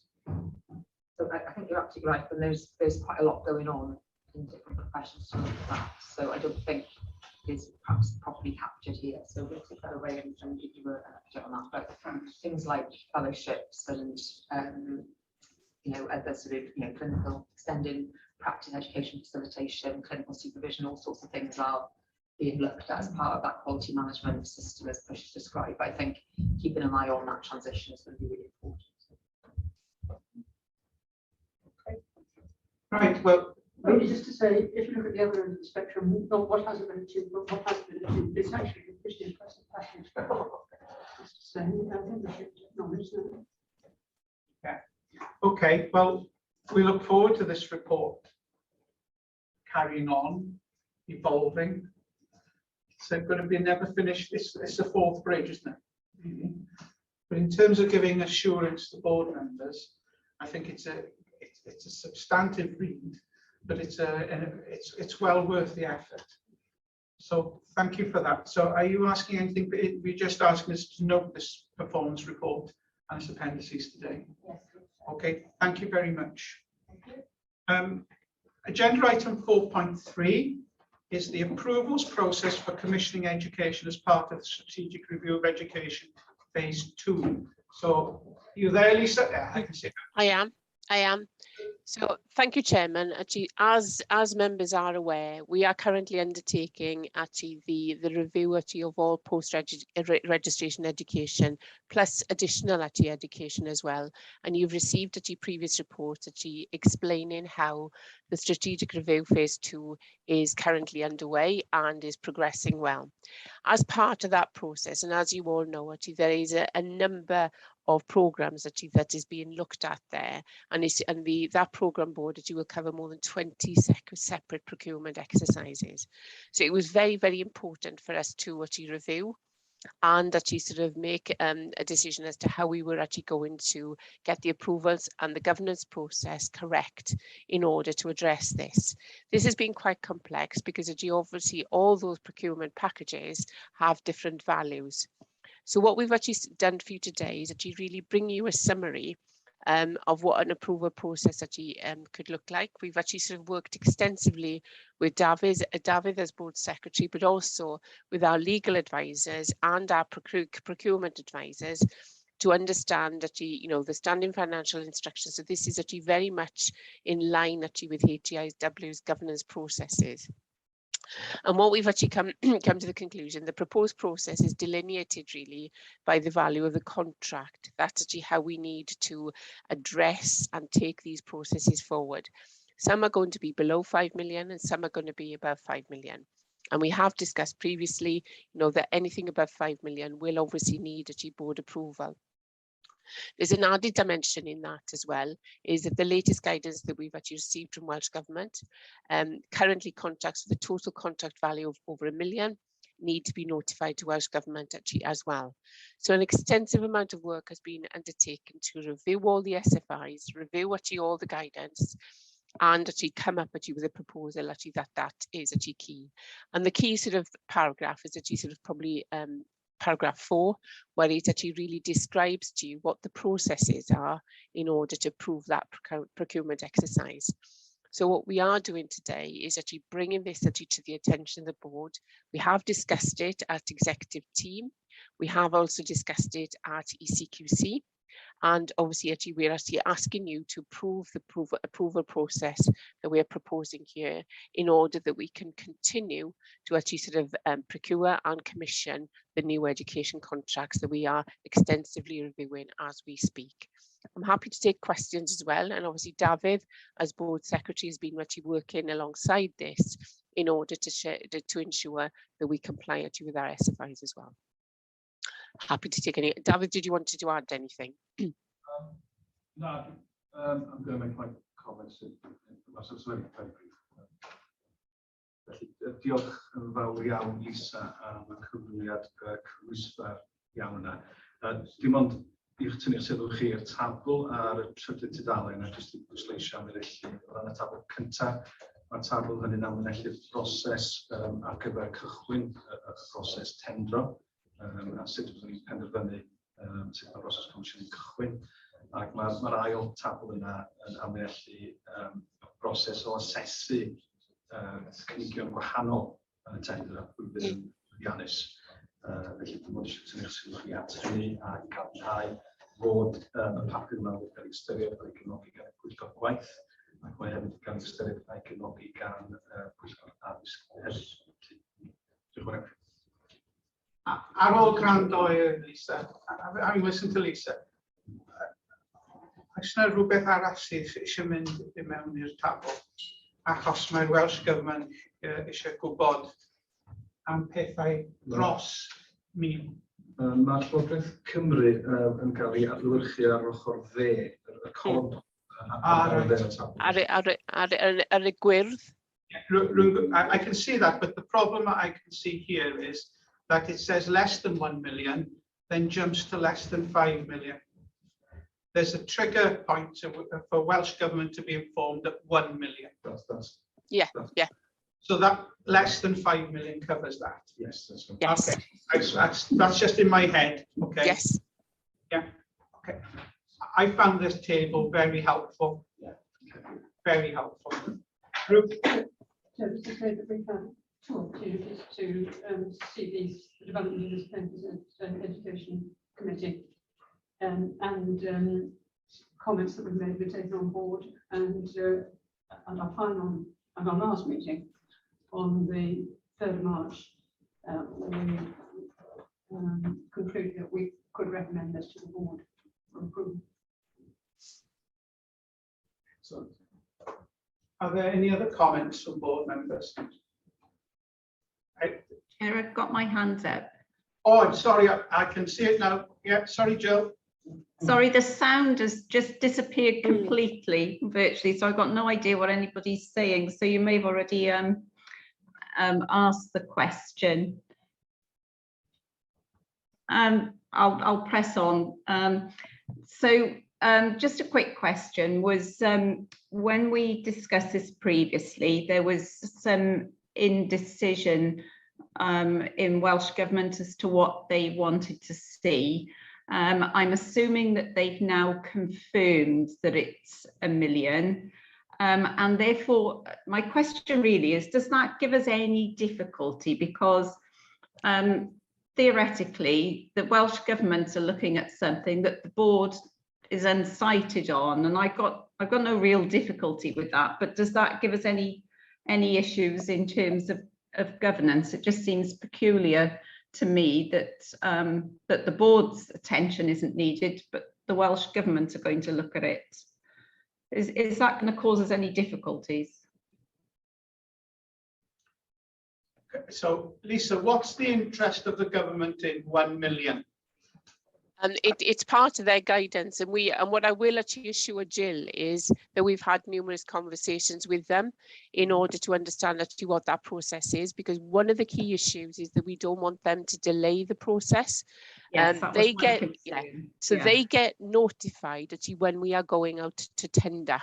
And therefore, actually, all the process that we take internally within HEIW to begin with, and then actually once that is approved, it's then that we actually discuss that with Welsh Government. But all along, there are conversations in the background to ensure that there is a no surprises approach. But we were very mindful that we didn't want Welsh Government actually to delay any of our processes because it's quite scheduled. So I can assure you, Jill, actually we are having constant conversations in order that they are well aware of what's coming and when. And therefore that shouldn't actually hinder that process. The nature of the question was, if Welsh Government are interested in a threshold of over 1 million, in governance terms, shouldn't the board be interested in a threshold of 1 million? And it's a governance line, not what the role of Welsh Government is, but they've declared an interest of wanting to be informed or in the loop of expenditure over 1 million. How does that align then when the board makes a decision that it is going to show particular interest in over 5 million? So we've had many discussions about this, and and Rhiannon actually in the finance team have had this as well. But it's fair to say it's not about does the board need to see it. What I will actually assure you that every one of these programs will comply with HEIW's at SFI. So therefore, nothing is going to go to Welsh Government that is not being brought in through the exec team and the ECQC as well. So that there is a governance process. So you will be cited. It's about actually whether the board needs to sign that off. And therefore, what we've considered is what is actually the expectation of our SFIs and actually, what Welsh Government is. But this has been actually extensively discussed, and I think David actually was in on those conversations actually with the legal advisors as well on this one. But effectively, it would delay the process enormously if we brought every single thing to board. Yeah. To answer the question, there's a difference here, and Welsh Government are asking to be notified. It's not a decision. It's the board's. It's the board. It's HEIW makes the decisions. Yes, on contracts in excess of 5 million, but the delegate authority of the chief exec and the executives. I just asked the question, bring this to the question because I don't want obtuse governance at on this point. So it's within our standing orders and within our processes to delegate. So from our point of view, I think looking at it, I think our governance is completely intact. I just wondered how we played the two different governance systems. What do you think, Alex? So it's fair to say it's not. So Welsh Government don't make a decision; they need to be notified. Not decision, we can notify the board. Yeah. And right. So notify the board through the education committee through this process. Yeah, that's it. Okay. It's notification, not decision making, actually, with Welsh Government. So in the descriptor that goes alongside this, right?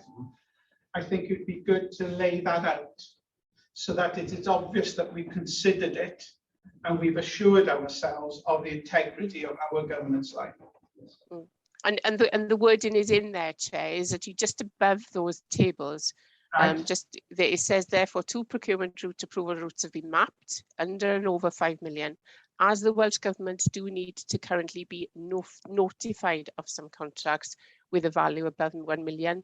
The less than 5 million category has been split into these, and it follows on. So we have said it in there, but what we can do is actually reinforce that this. I would put in a line there that says the board has discussed and assured the integrity of its governance line in accordance with this stipulation of informing Welsh Government. I just think we make it absolutely clear that our process is the process. Yeah.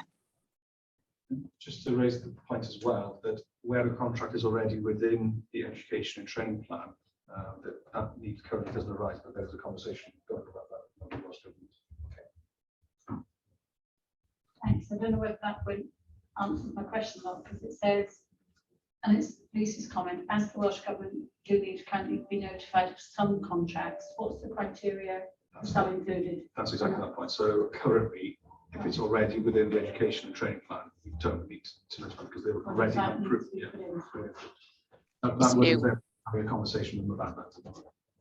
Okay, thanks. Okay. But nevertheless, it'd be just notification. Yeah. So is that helpful to you, Jill? Yeah. Okay. Sorry, I couldn't find my mute button. Yeah, I really didn't want to get the board bogged down in contracts under 5 million at all. It was more a case of what the Welsh Government were doing. Yeah. Heidi, do you need to come in?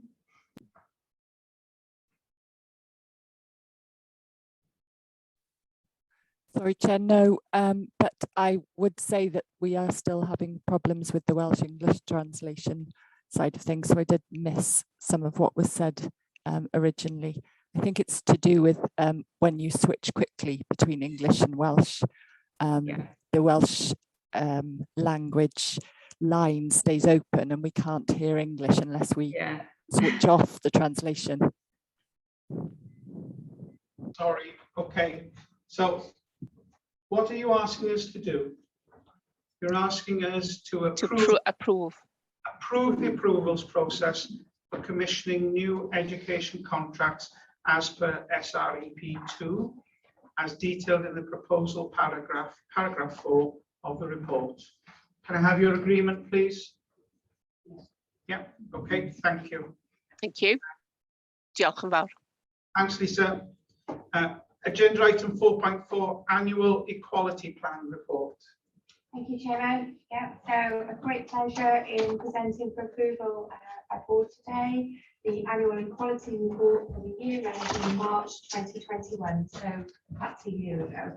I want to give thanks to the team, and particularly to Rihanna Windsor, who's joined us in December last year and has done a fantastic job putting together a report for a year in which she was an employee of the organisation, which is no mean feat. I think the other context that I would add to the report is obviously this was a really challenging year. This report covers the period of the first year of the pandemic, and obviously there were huge changes, not only across the system, but in our own organisation in relation to ways of working and sort of priorities and our annual plans. I won't go through the whole report. Hopefully colleagues have had an opportunity to read it. Obviously it highlights a major deliverable during 2021, which was the launch and production of our first strategic equality plan. We've also continued to prioritise becoming an inclusive employer, so we've signed various agreements with a number of bodies, and we've had some physical works done to the building. And we've also been working with Gwetler, our talent and succession and leadership portal, to make sure that we can make some amendments to start capturing equality data and things like that. So we have made some progress, notwithstanding the fact that we were obviously in a very unusual situation, and we were looking to support the COVID and the pandemic response. I'm very happy to take questions. Really pleased to see this report. Any questions or comments from board members? comment, Chair, just to reinforce the content of this report, because I know yourself, myself, and you met, and some of the challenges we're actually reporting on what you've now listed on page 16 and 24, which is all the different types of inclusion activity that goes on in the organisation. And I think that's a huge accolade for where we are given the challenges that we've had. And I just wondered about how we can engage some of our organisations within Wales to know that this is where we are within Wales, so we get the support going forward, because I think that's significant in becoming a key player within the EDI network of deliverables, based on the fact that we're looking to develop the workforce of the future for the National Health Service. And I do think that some of the accolades that have been identified there, which have been led by some of the staff and champions, haven't they? Yeah. So from that perspective, it's really useful to have this. So thanks, Julie, for taking that award. Quick comment for the future. It's really good to see the section on Welsh language, and I'll totally support that. Just wonder, given the other section on the award programme and the asylum seekers ranges, whether we need to be thinking about other languages as well. Increasingly, that's becoming an issue, and so it's just for the future. Thank you. Yeah, I think that's really good point now. Any other comments or questions from board members? Sure. Yeah. I'll be very quick. This has got a huge amount of incredibly valuable information in it. I guess the format of how this is presented is probably fairly standard across NHS bodies. You've got to get down, Tina just alluded to page 16, you've got to get down really to page 16 before we start to celebrate the contribution of our colleagues. I think that will be more upfront. I mean, I know we've got to explain who we are as an organisation, what we do, what our mission is, you know, what we're responsible for, and all of that is tremendously important, obviously. But in terms of setting out, you know, the engagement of people in, I suppose, carrying forward the values of equality, diversity, and inclusion, you've got to really dig through it until you find it. And I just think it'd be nice if we were celebrating that a bit further towards the front. But that's just pointing how I think reports will be written. But yeah, that's a really good point. I mean, this is the legal report that we're obliged to publish. So, the team have been looking at how we promote a bit more actively, particularly in this last year, because obviously this is a year old now, how we promote what we're doing in a much kind of clearer and much more upfront way. There will be some comms around this as well, so we can pick up some of the nuggets and actually promote that. So I will have a look at whether we are allowed to sort of change the ordering. I think it's a kind of legal structure that we follow, same as the other organisations. I think you're right, Julie. It's about we could pull stuff out of this into a way that makes a very interesting communications piece to say to the outside world. This is how our colleagues are actively engaged, and it's really exciting, it's valuable, and we've achieved X, Y, and Z. I have an ambition to actually publish something which is about 1 or 2 pages, which is HEIW from vision to delivery of equality and diversity. And I actually think you can then pick out the meat. This is uplifting. This is uplifting, and the contributions from all sorts of people. That's the bit that's, you know, takes a long time to get that energy together. Yeah. I mean, one thing I would say that we're incredibly proud of is our Inclusion Champions Network, which is staff-led. Staff, I mean, we didn't set that up, the staff set that up, and that has grown, and we've now got a seat, the chair has got a seat on the steering group to oversee the agenda for the organisation, and the work they do is phenomenal. They organise all of our events, and they just do it and support their colleagues as well. So it is, we do have something really incredible in the organisation.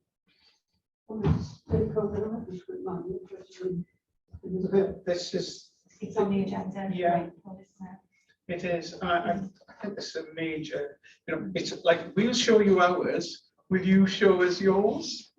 Are you up for this? I mean, there's a sort of group think that you can get from that stakeholder reference group. Chair, I just wonder if we could share with the board what the organisation's doing next week on EDI week, if we could share that around. And again, if we had a copy of this report, it would be helpful from the champions point of view to share the good work that's going on. Because when you actually attend some of the meetings with the staff and you actually listen, I know online you don't often know you're there, from the perspective of just how positive things are, you know, that needs to come out somewhere. You should have seen and felt the buzz of that room full of people the other day, and the bit about helping each other to come back into the workplace, you know, and there was a huge variation of feelings about coming back into the workplace, and that was, it felt it was a very warm feeling. But this document, if it's legal, this is the legal requirement, that's it. Yeah, that's it. But I think in making it such a tightly controlled report, I think it loses that energy. Yeah, I mean, obviously we've got our annual report, the performance report of the organisation, all of those sorts of things will have more up-to-date information. This is had a snapshot from a year ago. But yeah, I think that's a really good point about how we promote. So I think we've done a bit more of that last year. I think the Minister would be very interested in this. Can I send it to her? I wouldn't send this one in, to be honest. No, I would wait. Because we will have for our annual report what we've done in 21-22, which is actually much more powerful than this. This is brilliant, but we've had another year since then, and the team have done amazing stuff. So okay. Do you need to come in, Heidi or Jill? I'm asking all the time because I can't see the hand properly. Okay. So what do you ask? Chair, can I just actually suggest then, actually, and it's a good piece of work this, actually, and Julia, she's right to say, you know, we need to celebrate more. It could be, actually, if this is actually a formal document that we need to take forward and complete in this particular way, that's fine. But it could be actually the really positive promoting messages that we did. And this goes from learners actually to our staff, to everybody, is we do something like you said we did. So in other words, this is what you said, but what have we actually achieved actually and done actually as a result of it? Because that's the good news stories and a bit more, you know, punchy and actually small focus. So yeah, absolutely great actually, Julie, actually really good report. Leave you as an exec team to come up with some advice for us. Okay, right. What are you asking us to do? You're asking us to approve the publication. We're asking you to approve it so that we can publish it the end of today bilingually. I think you've got a positive on that. Thank you. Thank you very much. Okay, gender pay gap report. Yeah. So this is another piece of work done by Rhiannon and colleagues in the organisation. Again, it's a legal requirement for us to produce an annual gender pay gap report. This needs to be published and uploaded by the end of today in order to meet our obligations. The report does highlight that we have made some progress, and key to this, I think, is actually implementing the actions that we set out in our set last year. So you can see that we've got more women in the upper quartile of our organisation. This has been a 6% increase, and you can see that if we take out our sessional workers, so those are our staff who work predominantly for other organisations that are involved in education, less than 3 sessions a week, then our median hourly pay gap does reduce quite significantly. So with our core workforce, the gap isn't as big as it is when we look at our whole workforce. Obviously, as we've discussed previously, there are some quite considerable constraints on our ability to impact on the pay gap, not least of all that the Minister set pay arrangements, that the medical and dental staff make up a significant majority of our workforce, and that does skew our figures. The report again relates to the year before this one, so it's 12 months out of date in some of the activity that we've undertaken in the last year. So just to give you some assurance, some of the things that we've put in here around how we sort of support women through our HEIW involvement, through our graduate recruitment, we've got predominantly women that we've recruited there, and our review of our recruitment practices.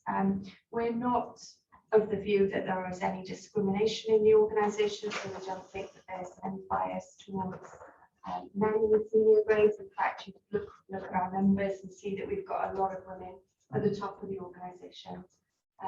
We're setting up a young persons network for our under 30s to give us some feedback following the culture survey that we did last year, where there was a little bit of feedback that they felt the organisation was a bit hierarchical, and those younger workers are tending to be in our lower paid jobs, so are predominantly women. So it'll be interesting to see what comes out of that work as well over the next couple of months.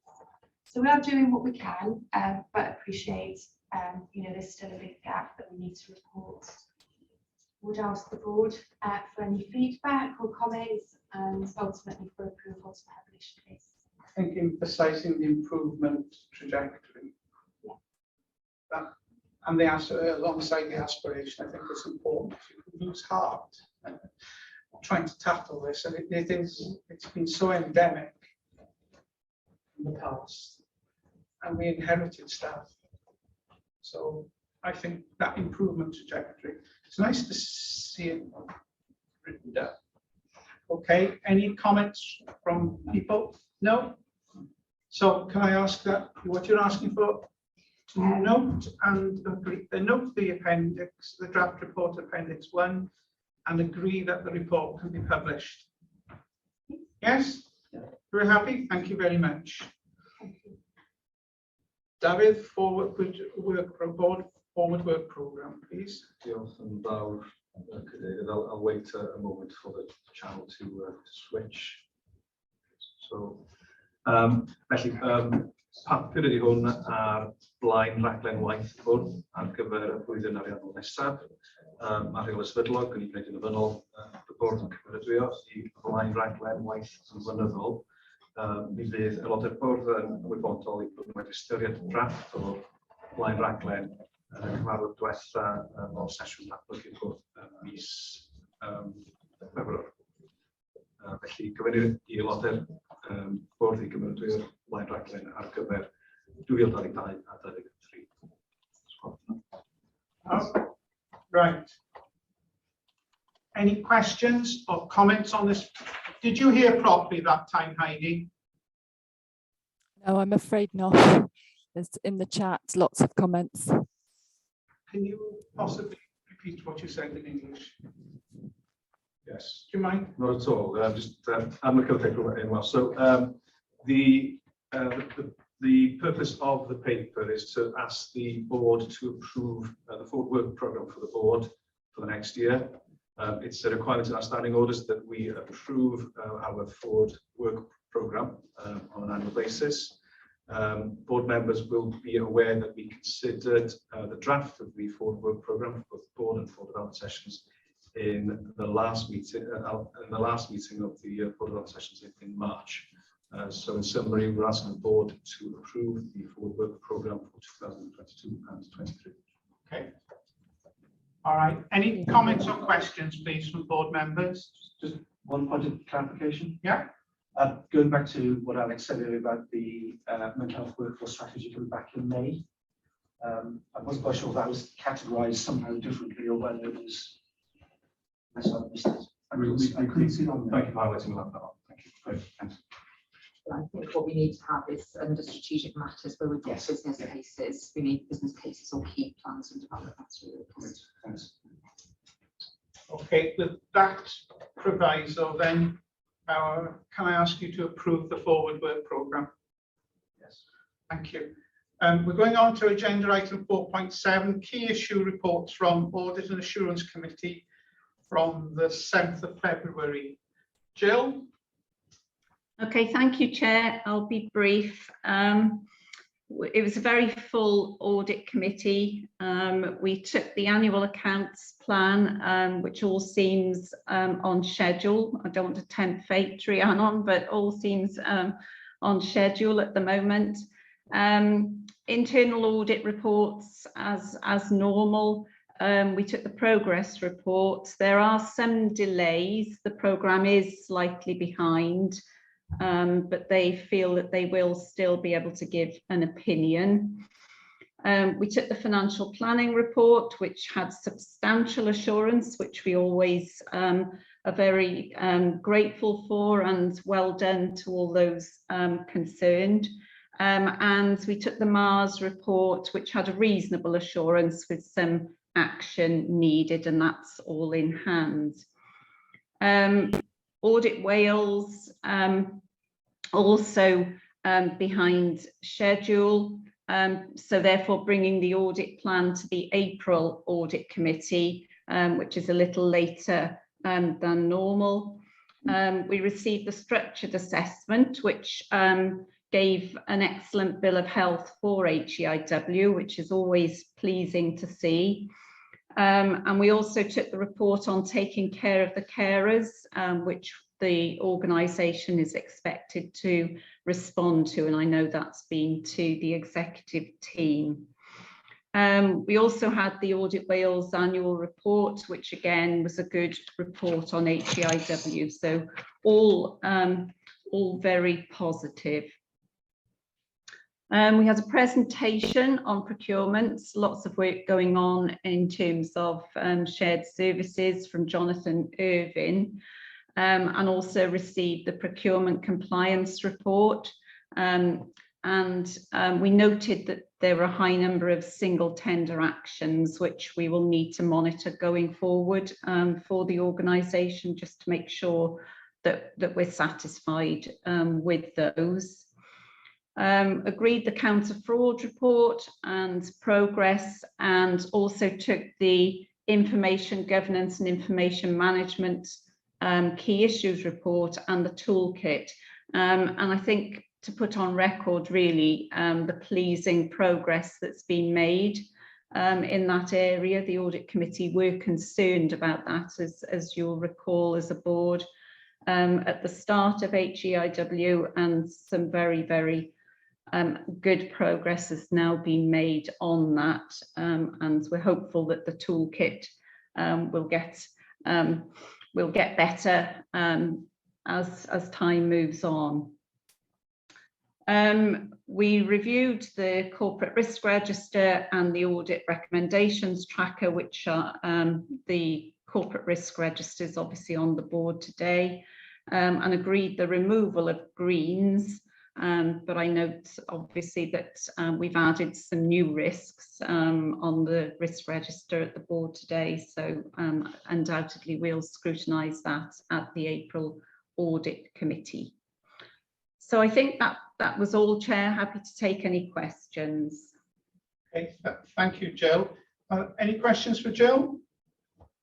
All right, can't see any, so we're asking to note the content of that report. Thank you. Education Committee, Ruth. Thank you, Chair.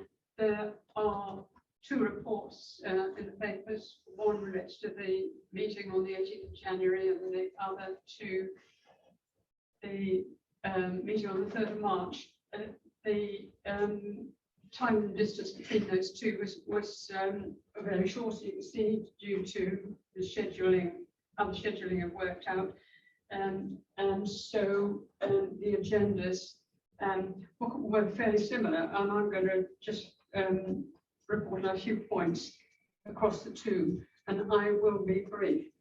At the meeting on the 3rd of March, I reported on key issues from the stakeholder engagement group, or stakeholder reference group, which were pertinent to education commissioning on quality. We also had our regular reports at both meetings on quality assurance across medical, dental and pharmacy deaneries, and in relation to nursing and health professional education. In the latter, there were 3 courses identified as requiring educational performance monitoring, and appropriate action was in hand to deal with the deficiencies there, and gave us some assurance that they would be addressed. We welcomed the appointment of 2 care home education facilitators. It's very interesting to see how those appointments progress. the improvements made to the process for education commissioning planning for 23-24 based on the experiences of 21-22 were noted and welcomed. We had an update on the strategic review of health professional education part 2, as has been referred to earlier in this meeting. One issue that has arisen in both those meetings and indeed previously has been concerns around the availability of clinical placements, and it continues to generate some concern.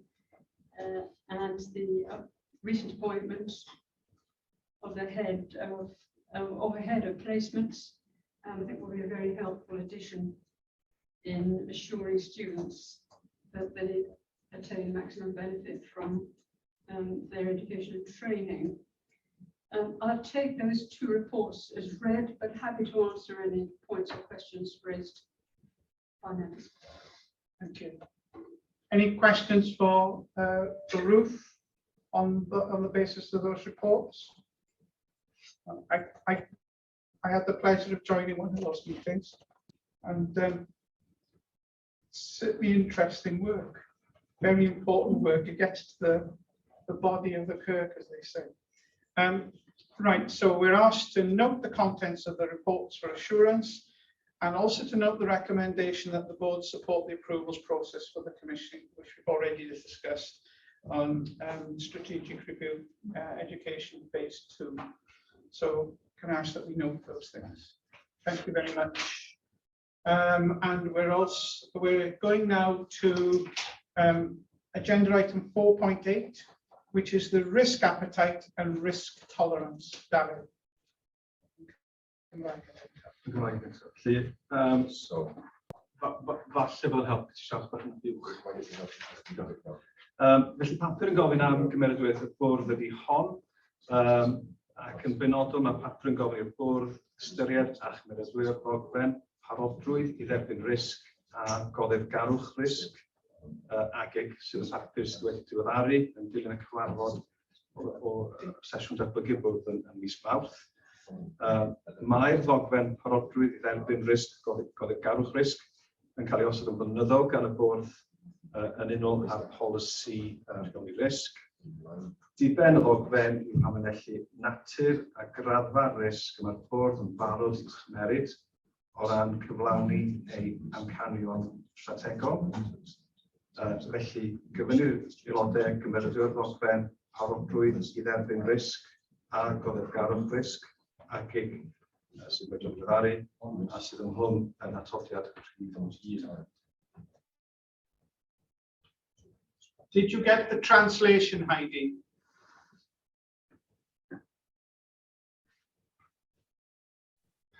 So it's the delay. It's fine. That was fine. We could hear it really well. But when the translation finished, it didn't come back to you. So I didn't realize you were talking to me. It was just a pause and I assumed you might have been. What David has said. Yes, thank you. Excellent. Okay. So can I ask if there are any questions or comments to make to David on that risk appetite? One from me earlier about strategic risk and international recruitment. I made it in relation to the ISTP. Yeah. Check with those with me. Okay. It's difficult to hear the chair again. Sorry, the sound doesn't come back. Tina raised the issue of putting international recruitment on the risk register. And the strategic risk 7. Okay, right. I'm going to ask you to approve the updated risk appetite and risk tolerance document. I didn't mean register, I meant on the risk register, on the risk appetite. And just double check then, because I was going to take that away and have a look at it because I wasn't quite sure I couldn't find it earlier on. So are we talking about 4.8 the appendix 1. Can't tell you, but Yes. And are we talking about number 7, which is workforce improvements? I've just closed it down. It's the international, it's the intelligence about workforce data and information. It's 4.10. It's the paper under 4.10, Jill. Ah, right, okay, I'm looking at 4.8, that's why I'm getting confused. 4.10. In community decisions. It's 4.10. We're on 4.8. we are on 4.8. Which is On risk appetite tolerance. yeah. On, I'm trying to, because I closed it down, on HEIW strategic risks, Which Yeah. is 4. Strategic which risk is 9A, isn't it? 4.9. That's Okay, correct. so this is next one. Okay. It's the next one. I've got it all. Okay. There's the strategic risk. And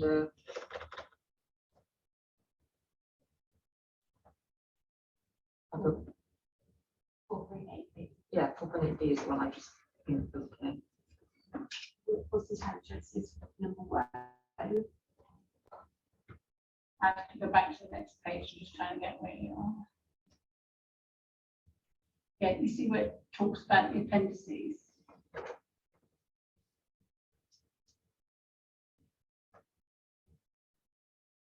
It says under 6, it says risk appetite and risk tolerance document appendix 1. And then it goes on. So I automatically thought there we were talking about the appendices, which is where it's under appendix of 4.9C. We're coming to 4.9 in a moment. Yeah, I thought because it said appendices Yes, in the paper, Yeah. it was covering both appendices. it's not right. Okay, But the point still is straight. we just unstitch it a minute. And we'll pick it up now under 4.9. Okay, so everybody opens the same paper. Yeah. Okay, so can I ask then that we approve the updated risk appetite and risk tolerance document under Appendix 1 of 4.8? And it includes the amendments highlighted in the proposals under paragraph 3 section of that report. Okay, can I ask the approval? Now we'll go to agenda item 4.9, which is the corporate register and strategic risks. Yeah. Yeah, are we all in the same place now? Yep. Yeah. This is Stitch 1 and Pearl 2. Right. Can you just ask on the previous report? Yeah. How often are we going to come back to this? Well, About the board coming back to setting it. It's an annual review. It is annual. Sorry, it may be in there. I'm not clear. Thank you. can I just, that's a good point, because what emerged earlier on during Rhiannon's report was this business of monies returned. And our IMTP, yeah, and circumstance. So we had the complexity of you showing us the balance sheet, where there's this transition period going to happen where the money appears in the balance sheet at different phases and it'll change. So I think it would be really good to look at the risk appetite again within this year to confirm that we're still, at the minute we're fixed into an annual, but are we going to hand as much money back to government next year if we've got stuff that we could be doing? Sure, we had a look at that specific risk session in March. We Yes. amended to reflect that point, but clearly we could What I was going to say, what do you think? Is it worth bringing the risk register, the risk appetite back? I think an annual basis is fine, because we did have that conversation in March. Right. I think, so we know we're working in the spirit of that risk appetite, and we need to keep bringing it back personally. But well, I'm trying to work out what is helpful to get us into a different place. I think we know we've got support to look at that. Yeah. Positive, proactive way. Positive. Yes. Yes, ambitious and positive, but not over risky. We're right behind you. We're right behind you. Go for it. I'm content to support that. Now, at the back of my mind, I'm thinking that to a certain extent, our strategic risk appetite or our risk appetite is dependent upon external circumstances, like the risk appetite of key stakeholders and partners, and the world at large. And there are such big things moving out there at the moment that we ought to reserve the ability to bring it back in the meantime, if external factors are impacting on us financially or socially or whatever. That was all what I was thinking. Key messages: if you need it reconsidered, we'll reconsider it. I think we're bumping up against a problem. We should certainly reopen the conversation. We would like to be very supportive. Okay. Right, off you go then. 4.9. Oh.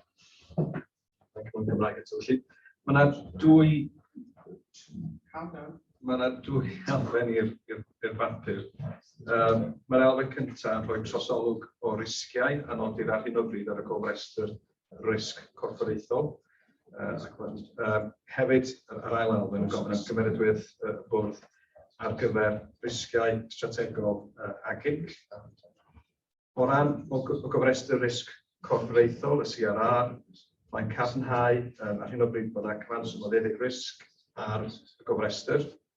Mae 4 risg gyda statws coch a 8 risg gyda statws amber. O ran y 4 risg coch, mae 1 yn ymwneud gyda seibr diogelwch, ond mae yna hefyd 3 risg newydd, pob un ohonynt yn ymwneud gyda gwaith o gwmpas y meddygon teulu, ac fe ystyried y risgau hyn yn fanwl yn y sesiwn gynharach o'r sesiwn cael. A'r 3 risg ydy risg 4, yr her yn oddi meddygon teulu, tramor, sydd newydd cymwyso galluogi nhw sicrhau visas. Mae'r ail risg coch newydd ydy risg 5, sef y risg o sicrhau geirfa ar gyfer meddygon teulu rhyngwladol, sydd newydd cymwyso i cael yr rhestr cyflenwyr meddygol. Ac mae'r trydydd risg newydd ydy risg 26, sef yr un yn ymwneud â costau fforddi meddygon teulu a'r ffaith eu bod nhw wedi bod yn uwch na'r disgwyl yn wreiddiol. Felly dyna'r diweddariad ar ran y cofrestr risg corfforaethol. O ran risgiau strategol AaGIC, mi fydd y bwrdd yn cofio ei bod nhw wedi ystyried rhain yn y sesiynau datblygu'r bwrdd ym mis Rhagfyr ac ym mis Chwefror. Mae'r risgiau strategol yn hwn yn llygad 2, felly da ni'n gofyn i'r bwrdd cymeradwyo risgiau strategol.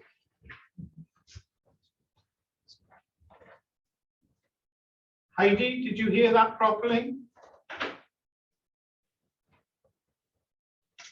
Yes. You get the translation, Heidi?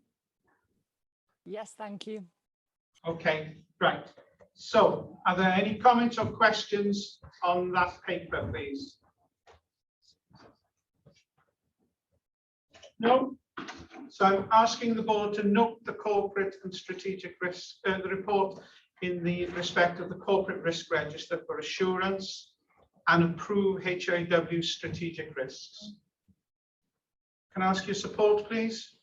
Approval? Thank you very much. Agenda item 4.1 is for information, is the in-committee decisions. I'm asking you to note those. 4.10, sorry. Can I ask you to note the in-committee decisions?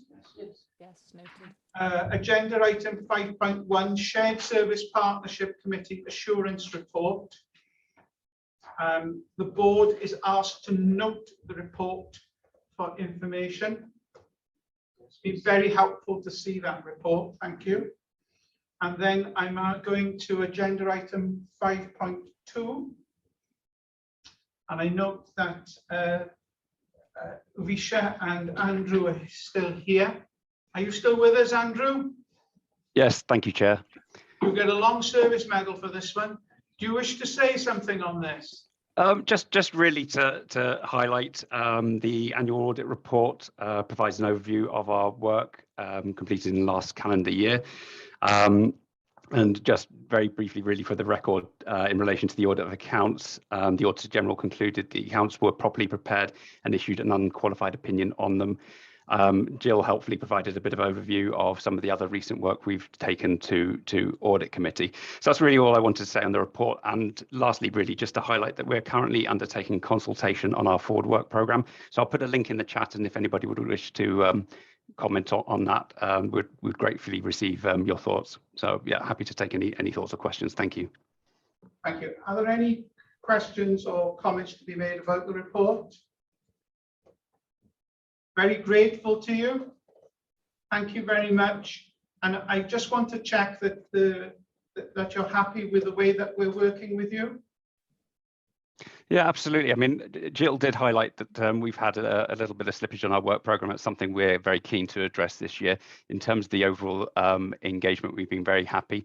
In terms of some of our future work programme that we're planning on doing in the next 12 months, we are looking at undertaking workforce planning across a number of bodies, I think all 12 in Wales, and I think that will probably be of interest to you. I suspect that it'll be some time. I think we're looking at sort of the back end of the year to actually start that work. But I would think that will provide some rich intelligence for you later on in the year. Thank you very much, Andrew. Thank you. Hope you enjoyed today's board meeting. Thank you very much. So, unless there are any questions or further comments, I'm asking you to note the Audit Wales Annual Report 2021 for assurance. Yes, thank you very much. The next board meeting will be a development session on the 28th of April, and it'll be held here at Dysgu and via Teams. And the HEIW board next open board meeting will be held on the 26th of May, again via conference room in Dysgu and also via Zoom. And with that, I'm now resolving that we go into in committee under provision section 1.2 of the Public Bodies Admissions Act 1960. There we are. Thank you very much. And we will now close the broadcast. And members who've joined on Zoom, are you able to stay in or do you have to rejoin? Can I ask you to come back in on Teams, please, and we move straight into the to complete the in-committee session.